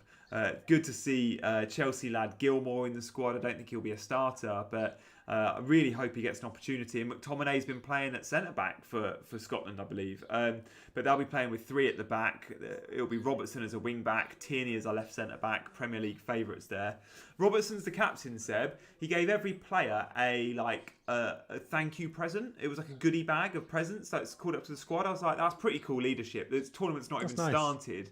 And nice. the one guy in the Scotland camp that's on mega money, he's probably on 100 grand a week plus, has given them all a decent present, which included an Apple Watch, pretty cool, a bottle of whiskey, also quite cool, but also a can of or bottle of Iron Brew, which I thought was of course, it was so good. So good. Fair play to Robertson. That's proper leadership. Oh. Yeah, that's nice. Yeah. I like that. I mean, if you're going to try and twist it, I guess you could go for like gift bags just for being here. That's the mentality. But I'm not going to do that. I just did. So I'll have both sides. But yeah, no, I really like that. That's nice. If I was going to a tournament, I will take my own brew. Thank you very much, Andy. I don't think Scotland have been in a major tournament since '96. Correct me if I'm wrong in the chat. Euro 96 may have been the last time Scotland were in a major Ireland. I'm trying to tournament. think. World Cups at school. That was Ireland rather than. Yeah, we've Scotland, had Northern Ireland in the Euros. We've had Republic a lot in World Cups. We've had Wales do so well in the Euros last time out. Don't think we've had Scotland. I couldn't say for sure off the top of my head, but perhaps. I feel like I'd remember. Which for a football nation like Scotland, Euro 96. That's a long time ago. Excuse me. Yeah. That's 25 years. So obviously the difference is Liam Cooper, of course, Leeds United's captain. So of course, I need to see if he's going to be starting. Actually, have you heard him talk though? He talks with it's a very northern but not Scottish accent. It's a bit like McTominay, which is quite funny. Because McTominay. I guess. France '98 says Bungle. Possibly. Were they in France '98? I feel like Colin Hendry may have been in France '98. Oh, okay. France 98 is very much like my formative football experience. Yeah. So I kind of remember it in a very stop-start fashion. Yeah, me too. I remember Ronaldo not making the final. Well, making the final, but the whole Willie won't he start? I remember that being a big news story. 98 is the one where Ronaldo did his hair as well, because he went into the tournament injured. Yeah. And I think the story he tells is he wanted people to stop talking about the injury, so he went with a wacky haircut so that people would talk about that. And I guess it worked. That's my main memory of that. And France being very good. 2002 may have been the hair. Oh, there we go. I think you're right about right about the injury. I think he went into it really. Yeah, it's 2002. Was it? Okay. Oh, there you go. Sure. That made my point for me that it's very much a thing I have half memories of. 98, Ronaldo would have been in his first or second season at Inter. Probably just won the Ballon d'Or. He won the Ballon d'Or his first season at Inter, I think. Yeah, Ronaldo, what a hero! It's such a shame he had so many injuries. Oh, he's one of those that, like, if you actually look how much football he played, it's really not that much. Yeah. He was so very good for almost all of the football he played, but there could have been twice as much career there. If you look at what Messi and Ronaldo were doing, I wouldn't be surprised if they end up retiring with huge numbers of minutes more than Ronaldo. Yeah, I'm just looking now to see where he was. So in '97 he moved to Inter. He only played 68 games at Inter. He was there for 5 years, Seb. Yeah, that's crazy. And he scored 49 goals in that time. Like, back then, to average 0.8 goals a game or whatever that converts to, you just didn't get those sorts of numbers in Serie A back then. If you've got it there, what was his record for PSV? 42 and 46. Oof. And then at Barcelona, 34 and 37. So, he was always... And then Real Madrid, he was at Real Madrid for 5 years. He only played 127 games, 83 goals. So, yeah, I mean, in terms of senior football appearances, from 93 to 2011, it's a fairly long career in terms of years. 343 games. That's just, you expect your season pros to be getting 500 plus.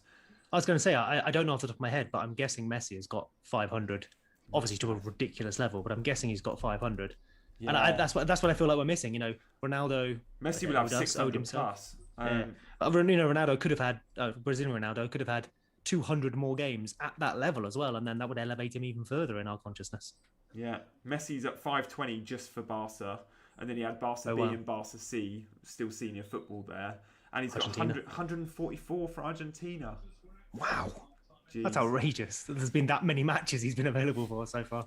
Surprisingly, Ronaldo did manage to play 98 times for Brazil, which is surprising considering he was always injured. I think he was often fit for the major tournaments and probably made his debut as like a 16, 17-year-old, and therefore... I guess we've just described as well where we think he was injured for both 98 and 2002. I guess it was probably that if he's injured at the end of the season until Real Madrid, the fight to get him fit for a summer tournament, or even playing when he's not quite fit, whereas a club side may have just given him more time to recover because you've got a more long-term goal in mind. So Inter paid the buyout clause, which Barca would have had at a sky-high fee that no one thought they would touch. At the time, this is in 96 or 7, $27 million. Like, that's what, like, so like over £20 million, I think it was at the time. Or around £20 million. That's like... Second half kicked off here, and Tyrone Mings goes to clear a ball, and the Croatia attacker dives in to block that. Pickford saves it comfortably, but it's one of those that's looping, and that might well go in. Pickford's having to backpedal and just about claims it. There was Perisic diving in there to block a Tyrone Mings clearance right on the byline. We can't have a Pickford howler today, can we?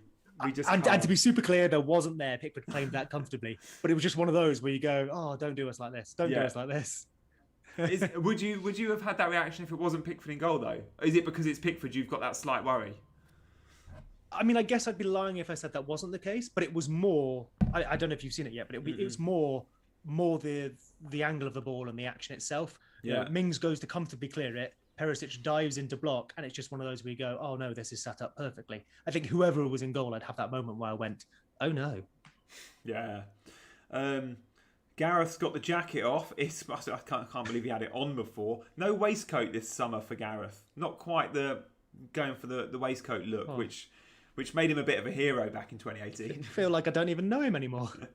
I think M&S were absolutely laughing with that sponsorship deal because he was like, I think M&S provided the Team England kits and that was it. Little did they know that Southgate was going to be modelling their waistcoats so well and sales were going to skyrocket. I don't know who's making the kits this summer. Oh no, I don't. I think, have you seen I think it was the City documentary on Amazon, I think, where they talk about obviously what Guardiola wears. And there's that one season where he wore the hoodie from the club shop. And the merchandising manager was like, we've never sold anything like that. Yeah. You know, we had to reorder every week. We sold silly numbers. So the next summer, they like went to Pep and was like, what are you going to wear? You know, here's all our stuff. What are you going to wear this season? 'Cause we're going to order a few of them. Apparently his response as well was like, I don't know. I'm just going to, I mean, you see the way he dresses, right? His dress is fine, but he very much dresses like, this is what I fancy today. You know, I'm just going to grab these things, throw them on. And he dresses well, but I don't think it's particularly planned. And it was just a white t-shirt. Just a white t-shirt. Grey jumper, white Grey t-shirt. jumper, white t-shirt. Yeah, that is the Pep look. Yeah. Well, the oh goodness, the names leave me. The German. Yeah, I was just about to say Joachim Low. Yeah. And his assistant, who would dress identical, which is great. Yeah. That was great, and that goes back to I think 2006 when Lowe was the assistant manager to Klinsmann, and they used to dress the same. And that was Klinsmann was one of the first that went, I'm going to go quite smart casual rather than just suit and tie. Have you seen the name escapes me as well? So I'm so sorry, Liverpool fans. This is poor from me, but Klopp's assistant, where they are. It is just like a. He looks like. I'm doing him a disservice, but it is like a mini Klopp, where they're like similar sort of haircut, similar sort of gesticulation on the sideline. It's great, which is probably perfect. You know, that's what Klopp wants, right? His assistant. He wants an extension of himself to continue that message, I'd imagine. He left halfway through the season, that assistant that looks like Klopp. I think Klopp was quite disappointed for many reasons, I expect. But and maybe that's why Liverpool didn't win the league. You've got to give a lot of love to those assistants. Speaking of assistants, Steve Clarke, a Scotland manager, it's a fair play. He's got Scotland where they are. Last tournament was 98, as Boogles let us know. Craig Burley may have got sent off in the group stages. He's done a good job there, Steve Clarke. Could Scotland be dark horses, Seb? Scotland-England's going to be some game. Dark horses for what? Getting out the group or maybe something special? Dark horses for winning one football. What for beating beating Croatia or England? Which would get them out of the group probably. Knowing they're going to beat us. That's written, surely. Do you reckon? No, I mean, do you reckon they've got a chance? I guess I'm talking from a non-footballing sense and just a sort of like Scotland versus England, Wembley. No, they're going to win that, aren't they? That's how football works. I'm a Leeds fan. I know how football works. Realistically, no, they shouldn't. But I mean, they're in the tournament. It's the best Scotland team we've seen in a little while. I think not only do they have some better players than they may have had in the past, but they have a functional system that works for those players, which is in something like this is often more important than the players, because the thing that's hard to get in place in international football is not picking your best players, but then implementing a system that gets the most of them, or the most of them that you can. Yeah, Shay Adams leading the line as well. Recently switched his allegiances to Scotland, and I think he scored in a friendly. They looked good against the Netherlands. I think they got a draw against the Netherlands, a 2-2 draw maybe. Although, do you fancy the Netherlands? I go back and forth.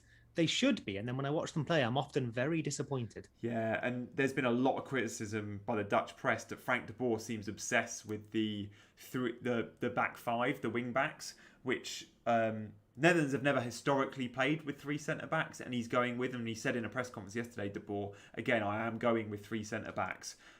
Did they? Gives you the midfield. Van Gaal played three at the back with them, didn't they? Because was Daley Blind left wing back in that tournament, I think. Yeah, possibly. The one where they tried to kill all the Spain players. Yeah, and De Jong. Yeah, they got to a final though, didn't they? So maybe, that was South Africa.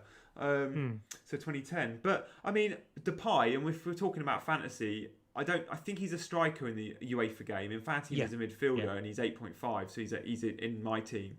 But I think it's a massive, massive tournament for him. He's also. I'm looking at players that are up for summer transfers, and he's out of contract to Lyon. He's very likely to go to Barcelona. He's not signed anything yet, and why would you? You might have an offer come in from Man City if you have a really good tournament or whatever. So you hold. But I'm looking at players like that. They've got something to play for, something more to play for than others, and Depay is definitely one of them. Oh, no, I mean, even if you don't have an offer coming from Man City, you tell Barcelona you do. Yeah. I mean, the power is in your hands. If you're out of contract, or you ask Barca the power is in money. your hands. Yeah, exactly. Exactly. You know, you drag it out. I'm not advocating, dragging it out and causing problems with Barcelona, but you've got a competition, so you say, I'll tell you when I come back from the from the tournament, and you can start putting pressure on Barcelona, going, "Oh, the season's starting soon. We need to finalise our squad. Yeah, we'll pay you that extra whatever you want to sign with us." And they just missed out on another free transfer, Wijnaldum, who's just signed for PSG. So yeah, I think that was that affordability. I think, Dad, you were saying was Wijnaldum Barcelona was they just couldn't stump up the money for his wages that PSG could. PSG offered loads more wages. Yeah, which is reasonable, right? Is what you'd expect. And I'd imagine a very generous signing on fee. What often happens in those free transfers is, okay, you don't pay like the value of the player, but you don't get them for free. You end up paying what could have been a transfer fee as a signing on fee. Barcelona were banking on the fact it said he wanted to go there, so they offered reasonable wages, and PSG thought we can beat that easily. Yeah, fair enough. And it's Barcelona got comfortable. Yeah, and it's probably Wijnaldum's last big contract. So fair play. You go earn your money, my friend. Yeah, he's about 30, and they'll get rid of Ander Herrera. He's got a bit of resale value. I think he's probably 28. But yeah, they've also signed in Donnarumma, which I'm gutted about. PSG, another one of Italy's top talents going to PSG. We lost Verratti years ago to France, and we lost Thiago Motta to PSG.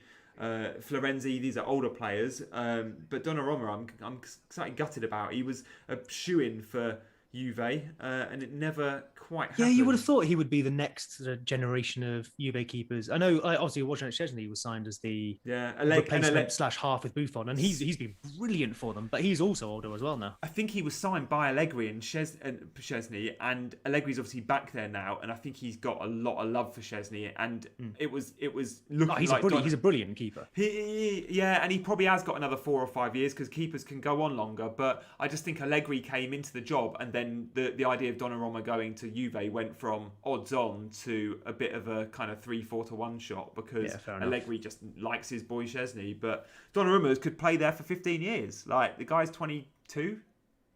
I know, I can't remember who it was. So I'm so sorry if they're listening and they remember, but this wasn't me. Someone said this to me. But they were making the argument that, okay, you put your Mbappe and your Haalands and everyone aside, that Donnarumma was basically the smartest signing and has been for the last 5 years in all of world football. Because, he'll cost an absolute bunch, but you basically just go, my goalkeeper is sorted for 2 generations of outfield players. Yeah, I sign him, pay him whatever, and I'm sorted for 15 years. 20 years if you signed him when he was like 17, probably. Yeah. So your absolute world class attackers aside, they were making the argument that he was the smartest investment in football, and I find that hard to disagree with, to be honest. Yeah, I mean he's probably the 3rd best goalkeeper in the world at the moment. He's that good already. Like, if you're thinking. Oblak. Yeah, Oblak's number 1, and then who'd you go? Courtois, maybe. I don't know. Or did I've Edison not seen and as much Allison of come Courtois into as I did at Real Madrid. So I mean, he's been very good for Real Madrid, but in my mind, I just have when he wasn't as good at Chelsea at the end. Yeah, and then Edison and Allison come into the conversation, but he's definitely up there, Donnarumma, and I'm with you. Like, you're going to have him a set and forget for 15 years, but he's a Raiola client, and I wonder if there'll be a part of that deal will be a buyout clause or something that looks unachievable now, but in 5 years perhaps won't be unachievable, and then he gets another move. Yeah. I've just seen Jack Grealish warming up on the sidelines here. Although when I say warming up, 10 minutes after half-time, it's go out and have a run, isn't it? But is he with others or is he by himself? He was up? On his own that I saw, but we were quite zoomed in on him, so there could have been others. This is 55 minutes in here, and we've been talking about not the match. Apart from that one incident, I haven't really seen too much. I would say that this is maybe the moment where we were talking beforehand about if it's not working or not quite going how you want, you make an early change and make it decisively. I think this is where you go, right, Rashford on, Grealish on, Sterling, and I guess that would be Foden off, or whatever it is, take off one of Rice or Phillips if you want. Could you do that, I think you make a change early. The midfield hasn't been bossed by any stretch by Croatia. Could you risk a Phillips for a Grealish? That's reasonable. So I guess that depends on which way you fall. On you say the midfield hasn't been bossed, therefore Croatia aren't as up to it in midfield as we thought they were, so I can afford to take one off. Oh, Sterling is in. Calvin Phillips through to Raheem Sterling. Raheem Sterling has scored. Don't take Calvin Phillips or Sterling off. There we go. Phillips assist, Sterling goal. We didn't see that one coming. Really nice from Phillips. As I was talking, I watched him I think he knocked the ball around someone and got around them. And I thought, this won't come to anything. So I just kept talking. But now he put a lovely ball in for Sterling. Great run from Sterling. We're talking about his off-the-ball runs. From the left, right through the centre. And he finishes from the penalty spot. Tucks it under the goalkeeper comfortably. Nice. He's had a good game, Phillips. In the first half, he had a couple of good chances, good tackles in and around the box.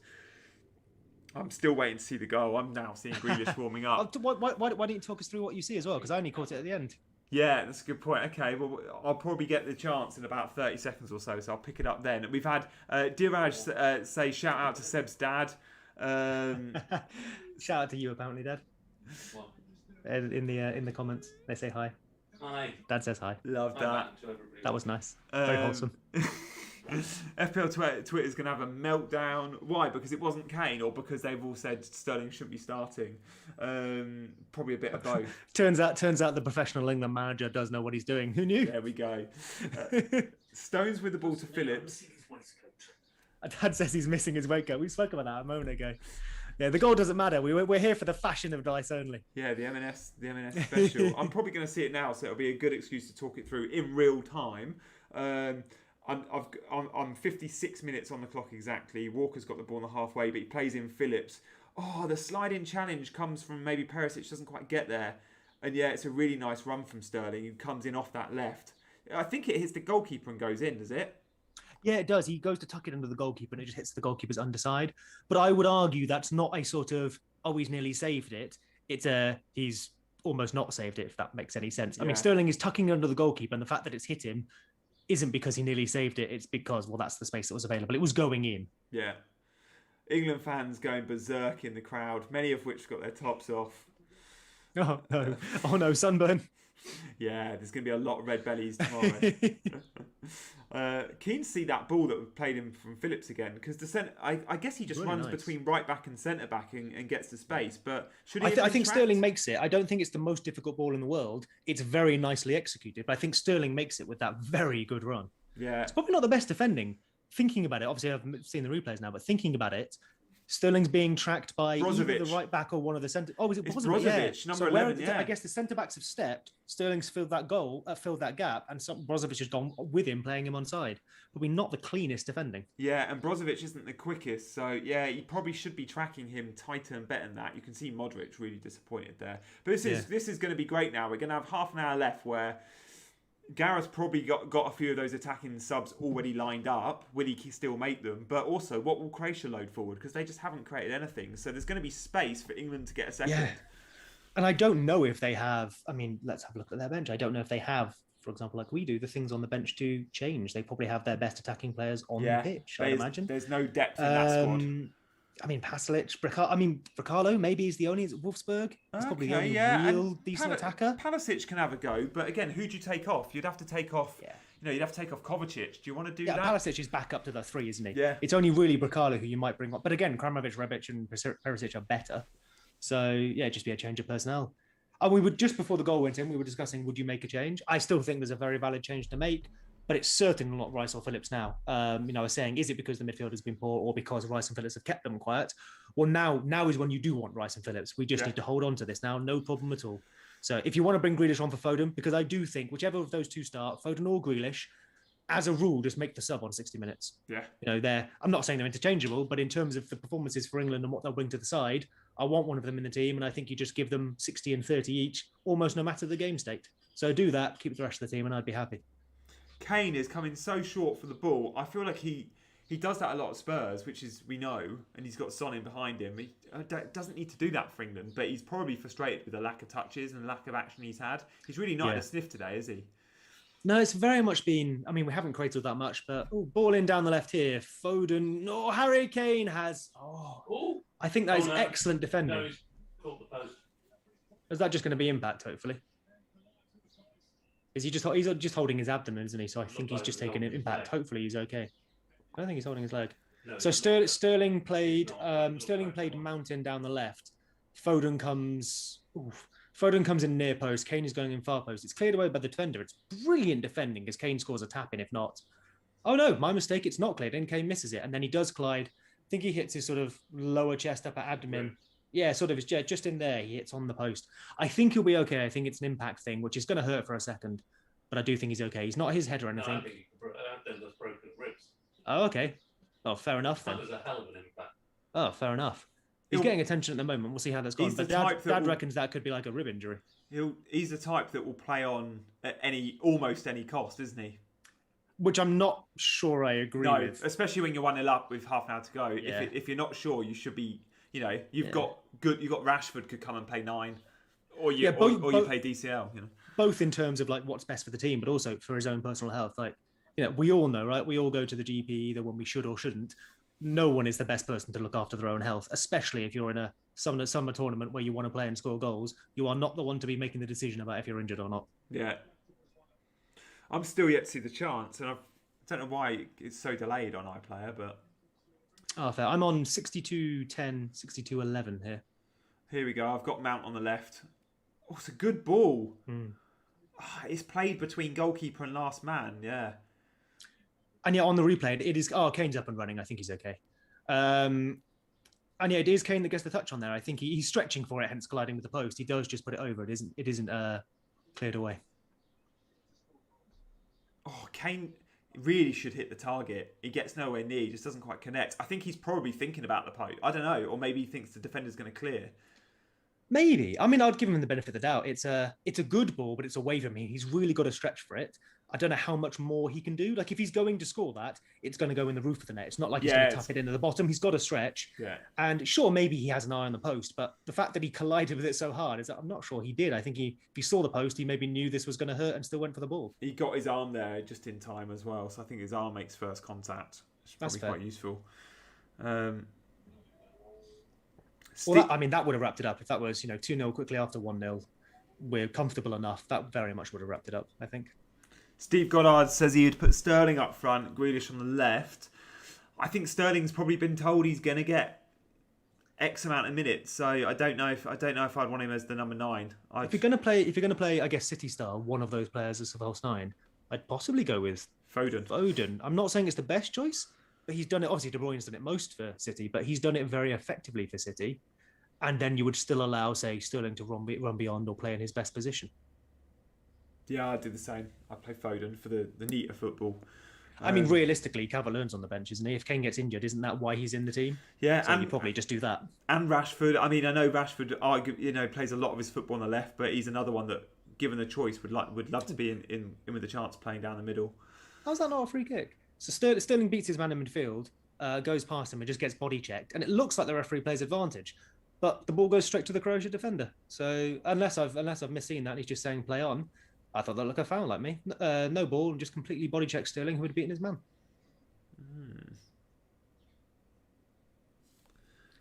Croatia bringing it forward in midfield here with Brozovic and Kovacic, but very much a reflection of the rest of the game. We've got a lot of players back, not in an overly defensive way, just in the shape of the team, and they're just working it to the edge of the area. But it's taken a lot for them to do that. We've got a lot of players back, and we've cleared a few. Shot from Kovacic, gone wide from.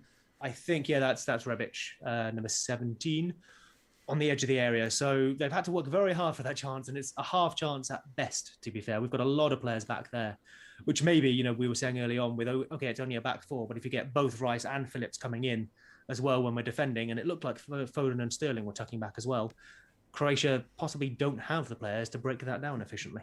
Yeah. Still no subs yet either. No, indeed. From either team. And I'd imagine it's very warm out there.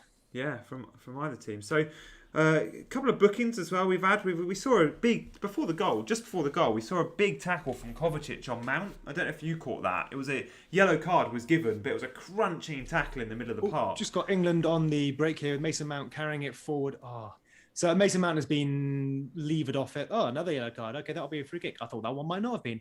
Mason Mount's carrying it through the middle. Kane is peeling off right into the channel. You know where he wants it. Mason Mount is just holding on to it. And Brozovic... Okay, that is a foul. Brozovic does the classic, just gets arms around him and just, I'm going to drag him down here. So another decent opportunity for Trippier or maybe Mount. Decent, much more central than the other one, but a decent distance could be a good opportunity here. And Brozovic has got a yellow card in case anyone cares about that. Yeah, okay. Really, really hoping that we see Mason Mount take this one. Trippier hit the wall last time, although sounds like it wasn't a bad effort. It kind of hit right at the top of the wall and it hit Perisic. I'd say it was one of those rather than Trippier hitting the wall, Perisic hit the ball. He very much headed that away rather than blocking it. I didn't watch the replay of that. I missed that. It is Mason Mount is the only one over the ball here. It's on the right of the D, probably at a similar mirrored position to the Trippier one on the right hand side. Decent distance, just right of the D. He's the only one over it. And I think we've got about 4 men lined up or 5 plus 1 lined up in the Croatia wall. Go on then. Come on, Money Mace. Oh! No! Goes where you'd go. Goes across the goalkeeper so far. So tries to beat the ball. Tries to beat the wall. Tries to beat the goalkeeper rather than the wall. Looking at it here, and goalkeeper might have had that covered. He's very much gone for the old sixpence in the top corner. Yeah. Goalkeeper could get there. We'd have to see, but it's not far. It's not far at all.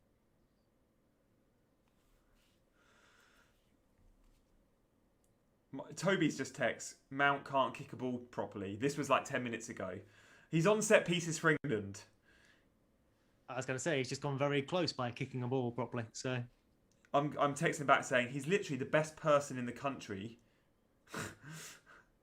Literally the best person in the country. Literally, given the he's given the responsibility, or given...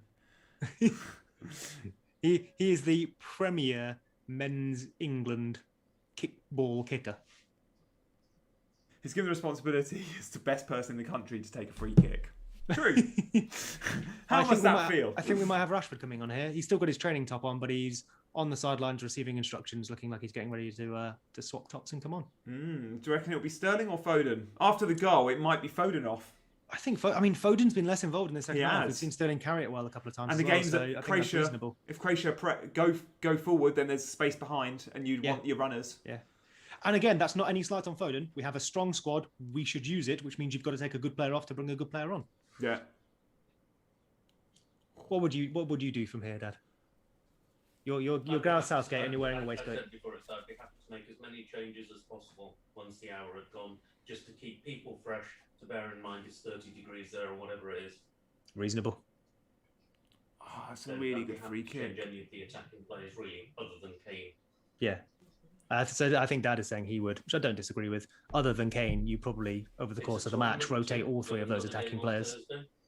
Yeah, exactly. Yeah, we've got another game in, 4 days? Yeah, I mean, it's Friday. Yeah, Friday Scotland, Friday? Isn't it? Friday for Scotland. I think it's Thursday. Let's have a look. Oh, yeah, have a look. No, it better be Friday, because I've got plans. Fair enough. It is the 18th, which is 5 days from now. The 18th is a Friday. Oh, I'll tell you what, Seb. 1-0 Gianni. Come on. I'm in your neck of the woods as well for it, Seb. Sorry, mate? I'm going to be in not a million miles. Are you in London? No, not a million miles from Leamington. I'm in a place called... Oh, Leamington. Alcester, near Stratford-upon-Avon. Oh, Ulster. Is it spelled... Yeah, near Stratford-upon-Avon. That's where I'm from. Oh, so good. Yeah, Alcester. Yeah, Ulster. Ulster, like the rugby team in Northern Ireland. Yeah, I guess you would. Yeah, you would pronounce it like same. Ulster. Yeah. Okay. Yeah, I'm there. So I'm gonna. Good. What takes you to that part of the world? It's just me and a few mates staying in an Airbnb to spend a weekend of Euros. The hot tub, beers. Oh, nice. Me, Toby, Luke Johnson, who you might also know from these watch-alongs, and then there's a couple of other. There's 5 of us, Nick and Mike. So yeah, can't wait, mate. We've purposely planned it around the fixtures. So we've got Friday night England game, and then Saturday's got loads of good games, and then the Sunday we've got Italy-Wales. So rather like we would for most weekends, it'd be like, if we are going to see each other for a weekend, you check out the Sunday morning, you work the Monday. I was like, there's no way I'm going home a few hours before Italy play Wales. We have to book the Sunday night as well. So we're nice. We're doing 3 nights. Oh, lovely, mate. We've just had Foden subbed off for Rashford here in probably the expected change. It was Foden. And Foden says Bingle was on a yellow, maybe. Was he on a yellow? He was indeed on a yellow. I don't remember what he got it for, but he was on a yellow. So again, smart. Yeah. How are we doing with our teams? Foden left-footed on a defender, apparently. That's what he got his yellow for. Oh, just saw the set piece from Croatia of the corner. Brozovic, half volley, drags it wide. I've had questions about how we're getting on. My team's looking all right. Seb's not playing this summer. He's having a bit of a rest. I went heavy on Italy. I had Mounier, which was nice, who came on after Thomas Castagna. So did you think he was going to start? Yeah, I did. I was backing him to start over Castagna, but he started the last warm up and played quite well. But no, he went with Castagna, and I also had Denier, who in another team, and Denier he was benched for Boyata, who has played. Apparently, Boyata got the nod because he had played so well against the big 6'6" Russian forward in the past. Makes sense. I think maybe they used to play against each other regularly, and I don't know where. Does Boyata play in Russia? No. Who does Boyata play for? Because Denia plays for wasn't- Leon, doesn't he? I don't know who. Yeah, Boyata Denia plays is for. Leon, and Boyata was obviously Celtic and Man City. Hertha plays for. Oh, Hertha okay. So maybe the big Russian striker, who I can't pronounce his name, plays in Germany. Must do. Quite possibly. Yeah. Let's have a look. Join us again next week for Man Looks Thing Up on SofaScore. What's his name? Does that Die Zabler or something? I'm not going to be able to pronounce it. Dzuma. Zubzlubla, yeah. I'm not going to get that right at all. So Boyata played because he knows how to play against him, and apparently he's never had any luck against Boyata, said Martinez. That's pretty astute. Makes a lot of sense. Yeah, it does. Let's have a little look now. So got Russia up here for Artem Zuba. Someone correct me on that by all means, please. He plays for Zenit, so certainly not in Germany. Has he played in Germany before? Let's have a look. If he hasn't, I'm going to have to see if Boyata has played in Russia before. He's always been. Boyata hasn't played. I don't think he has. Not that I'm aware of. No, he looks like he's been mostly Russia, Spartak, Zenit. When Martinez said that, I must admit, I did think, has Boyata played in Russia? I mean, are we being stupid? Have Belgium played Russia? Oh, possibly. In a World Cup or something, yeah, maybe. Let us know in the chat. Yeah, please do. Correct our Googling. Steve Goddard says correct, Pops. So whatever your dad last said, he agreed with him. You've been called Pops, mate. He does not look happy. Who would? Who would? Fair enough. It was in the context of a compliment, though. So you take one with one hand here. It wasn't like "shut up, Pops." Gianni says it wasn't "shut up, Pops." So, fair enough. Although there's still 20 minutes. It was. It's Friday, Pops, not Thursday. Yeah. It was correct, Pops. Correct, Pops. I don't know what to. Just assume most of the things you say, to be fair. Yeah, it must be. Oh, England. Oh, I don't know if something would have been given there, but so I missed where it came from. I think a deep free kick. Tyrone Mings gets up at the far post. I think he is going for goal, but it ends up coming back to Sterling. Yeah, it was a free kick in from Trippier.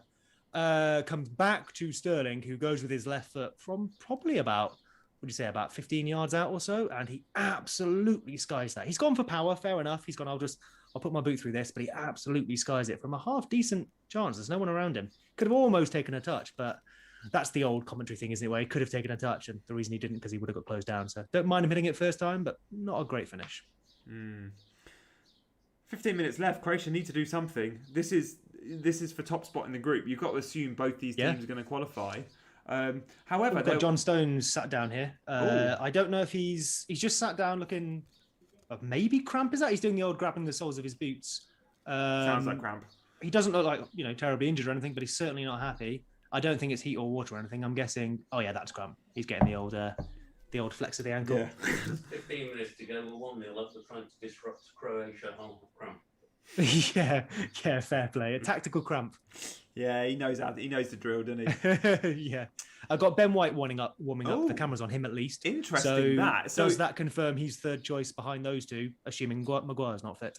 Yeah. Okay. So that. Although maybe is that just because Stones is the right centre back? So would it be Cody if it was, say, Tyrone Mings down with cramp? Yeah, but Cody is right-footed and plays in the middle of a three. I think he plays left when they play a four, though. Again, a Wolves fan can correct me on that. But that's not much. I feel like no, indeed. Yeah. Stones looks okay. He's going off as you do for injuries, but he looks okay. He was a midfielder, Cody, until late in his career or in his development, and then moved back. Yeah, he's a great passer. He's a really good distributor, isn't he? Yeah. Really underrated his passing, but he's allowed to pass and gets time and space to pass in the middle of the three. And you need one of those in the three, right? When you're playing a three, you want one of them, preferably the central one, to almost be filling that role that traditionally you might see a Calvin Phillips play or a. I'm trying to think who does it for Chelsea. Would Thiago Silva bring it out in the middle? Yeah, Thiago Silva. And Christensen, when he plays, is a very good passer. Yeah, so you want them just to bring it those few yards and start looking for the David build of an Luiz attack. Used to do it under Conte so well. Yeah, exactly. That's David Luiz's role. That is one really. You play a back three, you put him in the middle. Yeah. Under Italy.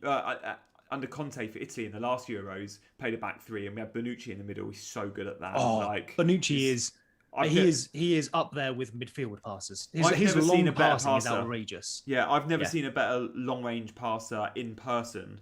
And at the last Euros, I watched all the Italy games live, and geez, I had no idea he was that good. Yeah, the passing, and I was with Toby, and I remember him going. He hasn't it was in the warm-up, and he was spraying these 60-yard passes in the warm-up. Did about 10 of them in a row. The recipient didn't move for any pass. Yeah, absolute levels. I love when we're watching warm-ups sometimes. Obviously, it's the best bit. I see a lot of those. It's when I feel more than the match itself. It's when you realise how good they are. Yeah. Because obviously, when the match they're against people of a similar ability to themselves, it looks like they're making mistakes or whatever. In the warm-up, when they're just chatting to whoever, and a ball comes, someone starts heads or whatever, they turn around, just first time volley it straight back at the person 50 yards away onto their chest. Yeah. Without a care in the world. They're like, yeah, fair enough. And you seem like the goalkeepers doing that. Like the goalkeepers are putting out better passes than I ever have done playing, Sunday. Yeah, it's ridiculous. I've seen a video, you may have seen it, of Thiago.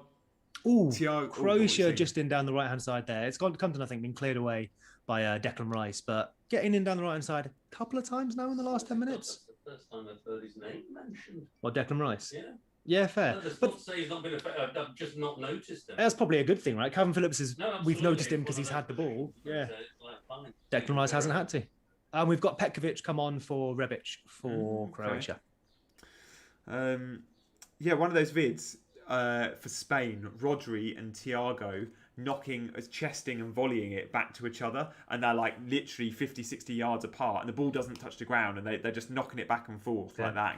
How are they doing that? Was it the old I know a lot of clubs do this, but the one I remember was was it Bayern Munich playing the head and foot tennis. Right. Obviously with the football. Yeah. And it was when the goalkeepers obviously Manuel Neuer, and I saw Pepe Reina doing it, but I don't think it's Pepe Bayern. Okay. So whoever that was. He was good. It was when he was absolutely ridiculous at it. That might have been when he was at Napoli. But yeah, just watching those little sessions when you go you're doing things with your feet that I can't do with my hands. Yeah, one of them. Croatia's kit is so nice. As far as away kit, this is going to be third best kit in the tournament. There's Germany away, which is black, which is really nice, but ruined by the white numbers. Big fan of a black kit. Yeah, it looks so good. And then they've got the German flag on the trim on the arms. But number one kit is... let me guess, it's Italy. It's definitely, and you won't see it in the Euros, but it's that. It's Italy's third kit. It is so nice. It's green. It's very, very retro, isn't it? Yeah, it's green. It's green. Italy in green. Love that. It's the Renaissance kit. It's been called Renaissance. Nice. I've not paid that much attention to unlike, say, was it the last World Cup where everyone was going nuts for Nigeria's kit? I remember really paying attention to the kits. I really haven't this time. Oh, Kane might be nearly through. I think ball comes back from Croatia to the defender who, he's got time. He goes to play it back to the goalkeeper, and Kane is looking to close that down. I think he was supported by, I think it might have been Sterling there as well, maybe Mason Mount coming through. But yeah, we're 10 minutes left now plus injury time. Croatia are pushing a little bit, but we are one of those moments away from Rashford, Kane wrapping this game up, I think. Yeah. I'm surprised we've only seen one England sub in this heat, but yeah, we obviously called that wrong. Is that a trust issue, Seb? Does Gareth perhaps know his favourites and wants them on the pitch at all times? Does he not trust Grealish to come on and take on Sterling's responsibility for 20 minutes? Maybe. I don't know if for me I would immediately go to a trust issue. Because obviously we've been assuming the heat as well. I'll put that to a side for a moment, I guess. If he's gone, I put out a team to control this game and ideally win 1 or 2-0. It's going to plan. Maybe he's thinking, don't need to change anything here. This was working perfectly fine. Obviously, one of the reasons we were thinking you want those changes is because of the heat. And then me personally, I was saying, well, it's not an 11, it's a squad game. So I just want Grealish to play, 60 minutes or 30 minutes every match because of whatever. Yeah. Clearly, Southgate doesn't believe that. I don't know if it's a trust thing. But then as I say this, we've got Jude Bellingham just about to come on, who we'd assume is going to be for Calvin or Rice. We'll see in a second when the number goes up. Which, again, that probably, it's 10 minutes left. That is just a refresh of personnel. There's not going to be a change of shape there. That's going to be for Sterling. And it's going to be... Has he put up number 3? Oh, number 9, Harry Kane. Oh. So Rashford up front, I guess. And Mason Mount further forward. Mason Mount further forward, yeah. Bellingham in, so into the midfield 3. Yeah, fair enough. That is just, Kane has taken a bash on the ribs. It's warm.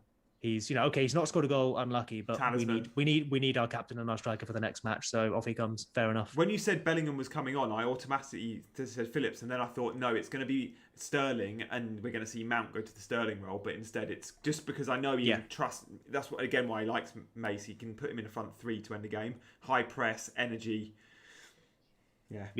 Yeah, fair. Oh, Kane walking off, clapping. I think he's gone off the far side. He's walking around the pitch, just applauding the England fans here, which is quite nice. They're all raising to applaud him back.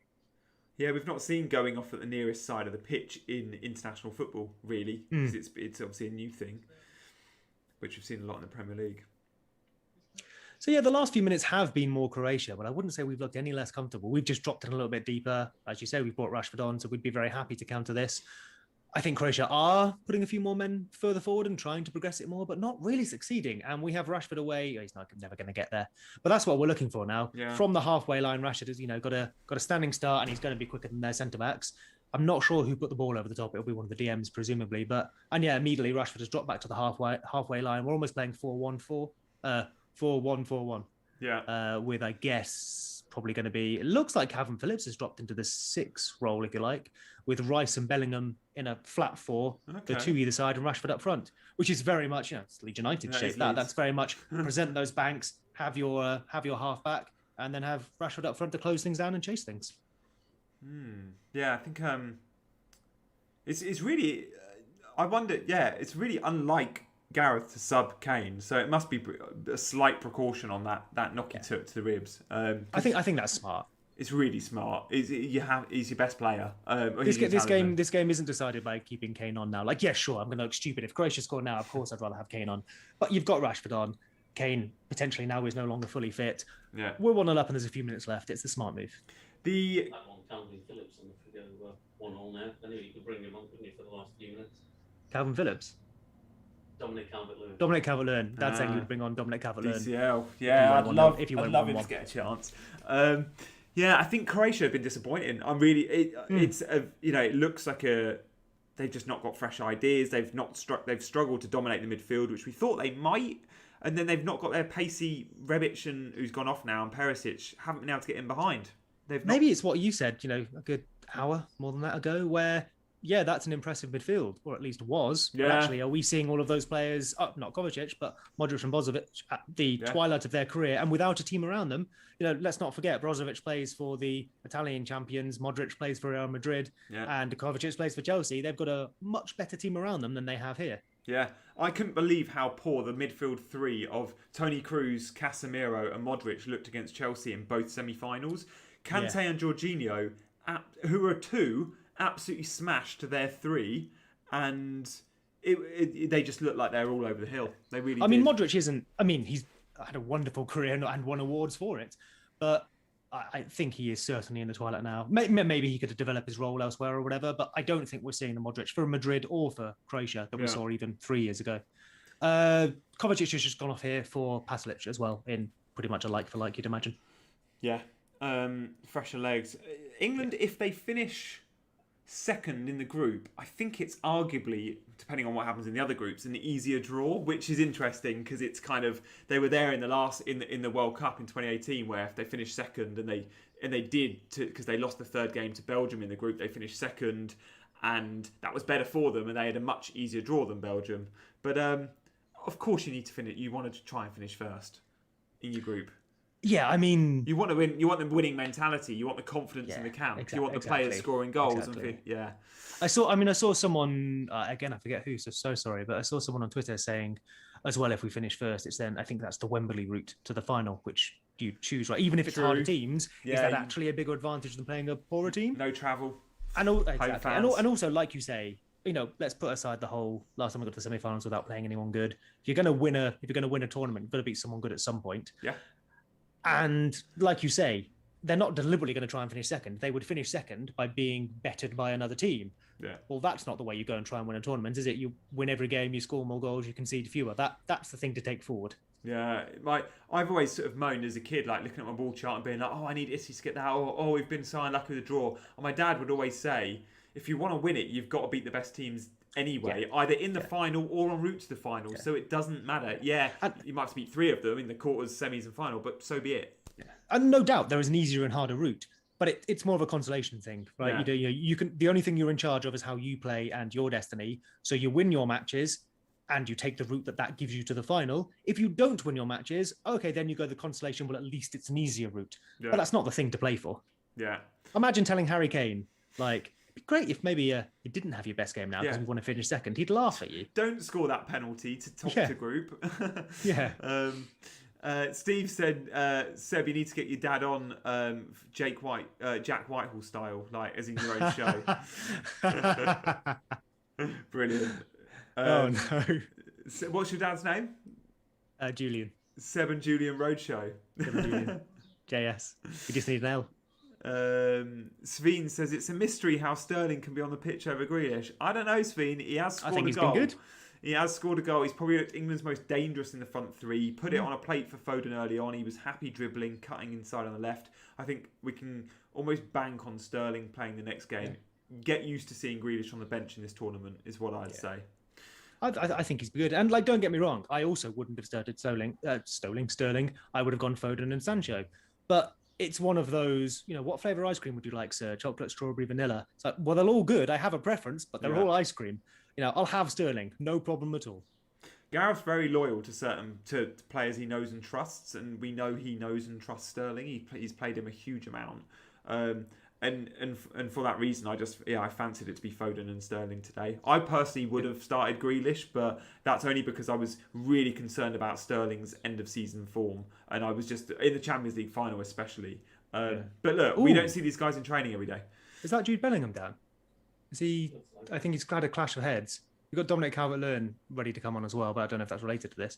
I think Jude Bellingham is down. I really hope he's okay. I think he's okay. He's just receiving a little bit of attention to his neck and head. I think, okay, he's up. So he's just getting checked. Yeah, he got in for a header and had a bit of a clash and went down and got checked, so he should. But I think he's okay here, fortunately. He's such an athlete, isn't he, Seb? He's going to be amazing. The kid's what is he, 18? Is he 18? 19 let's say he's yes, a teenager. He's still a teenager. Close enough, yeah.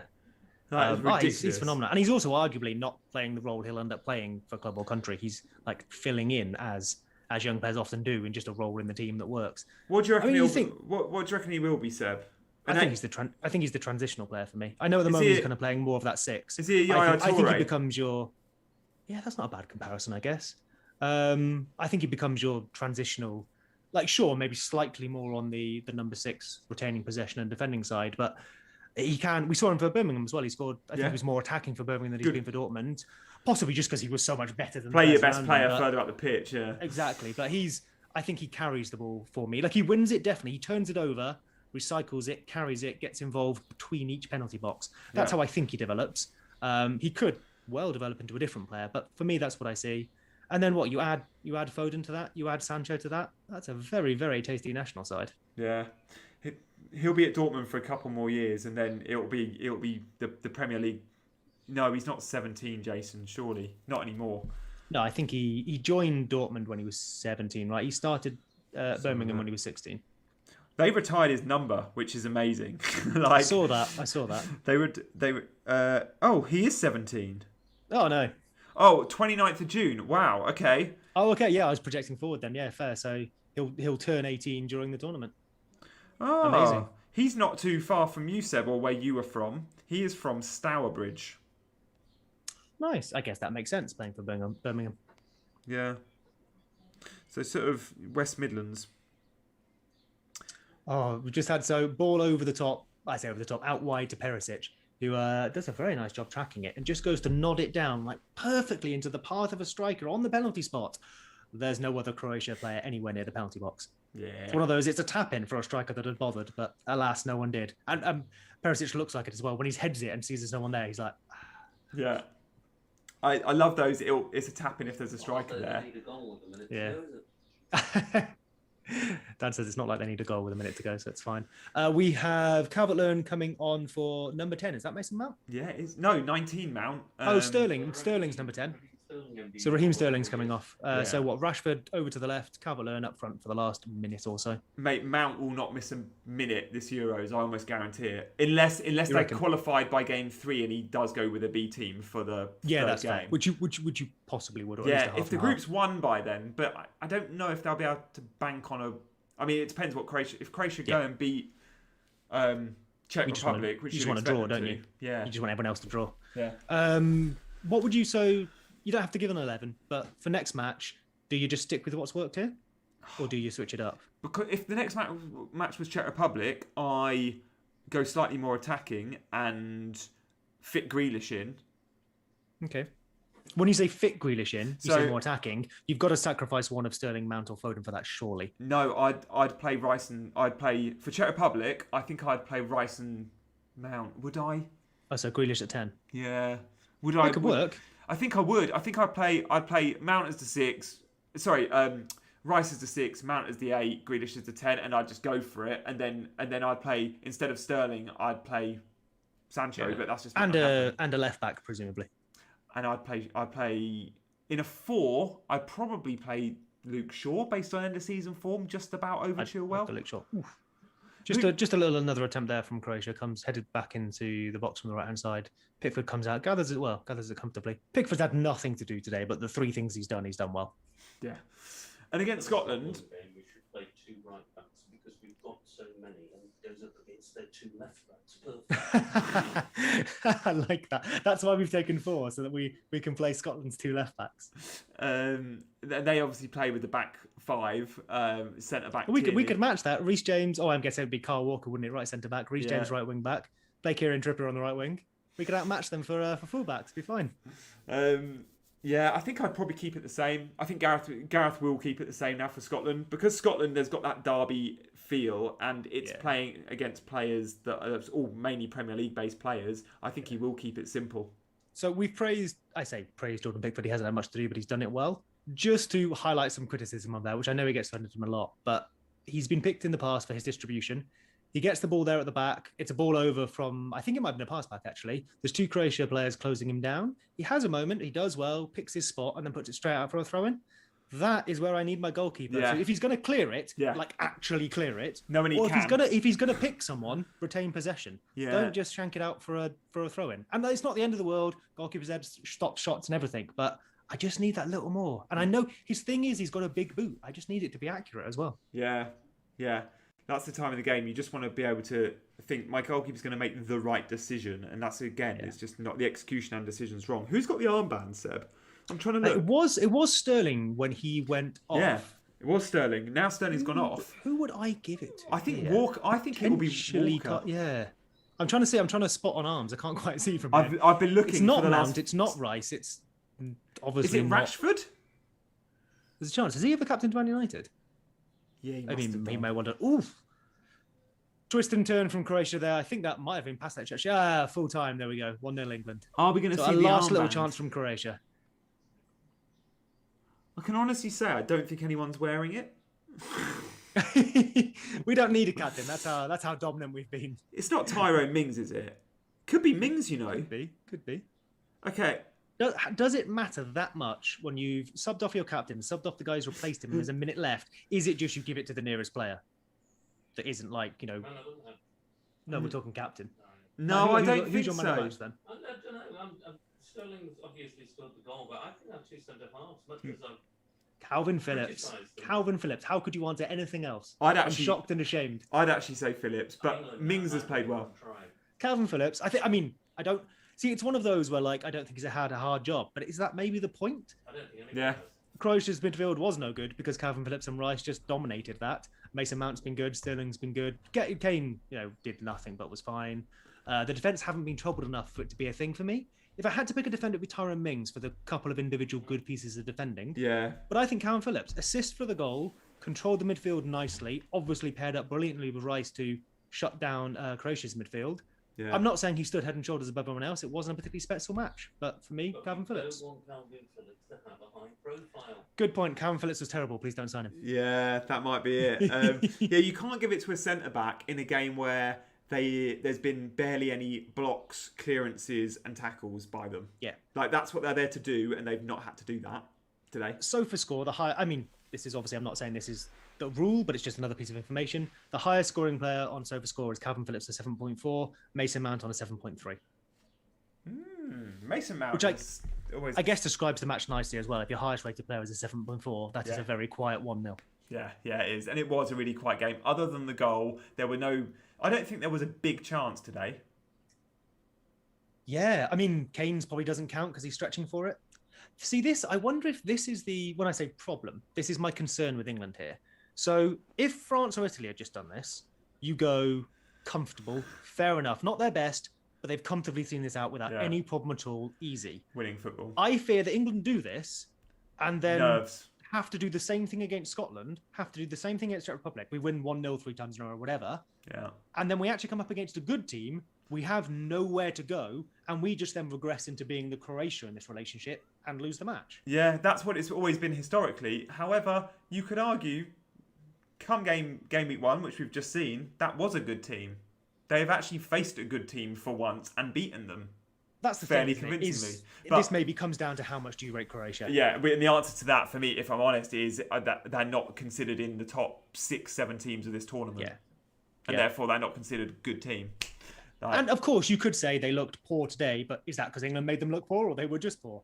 I don't know if you can reasonably answer that based on 90 minutes of football, but my fear is that this isn't England just comfortably seeing off a good opponent. This actually isn't far from the best we can do, if you know what I mean. Yeah.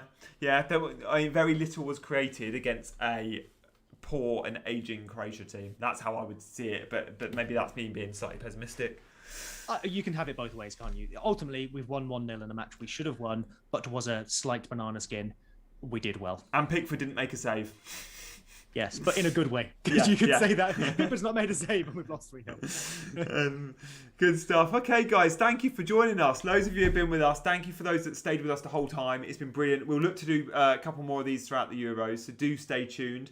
Please do like this video, do comment. And guys, if you're into FPL, Fantasy Premier League, obviously the fixtures are going to be announced very soon. Fantasy Football Scout are going to have loads of good content on their website about FPL and fixtures and players we want. Soon we'll get player prices. We'll get a bit of a reshuffle in position. Scout will be on that straight away. So make sure you're following Scout on Twitter as well. Give Seb a follow on Twitter. And please like this video and give it a comment. And if you don't already subscribe to the channel, give it a subscribe. Thank you all for watching. And I'll see you again very soon. Cheers, guys. Bye-bye.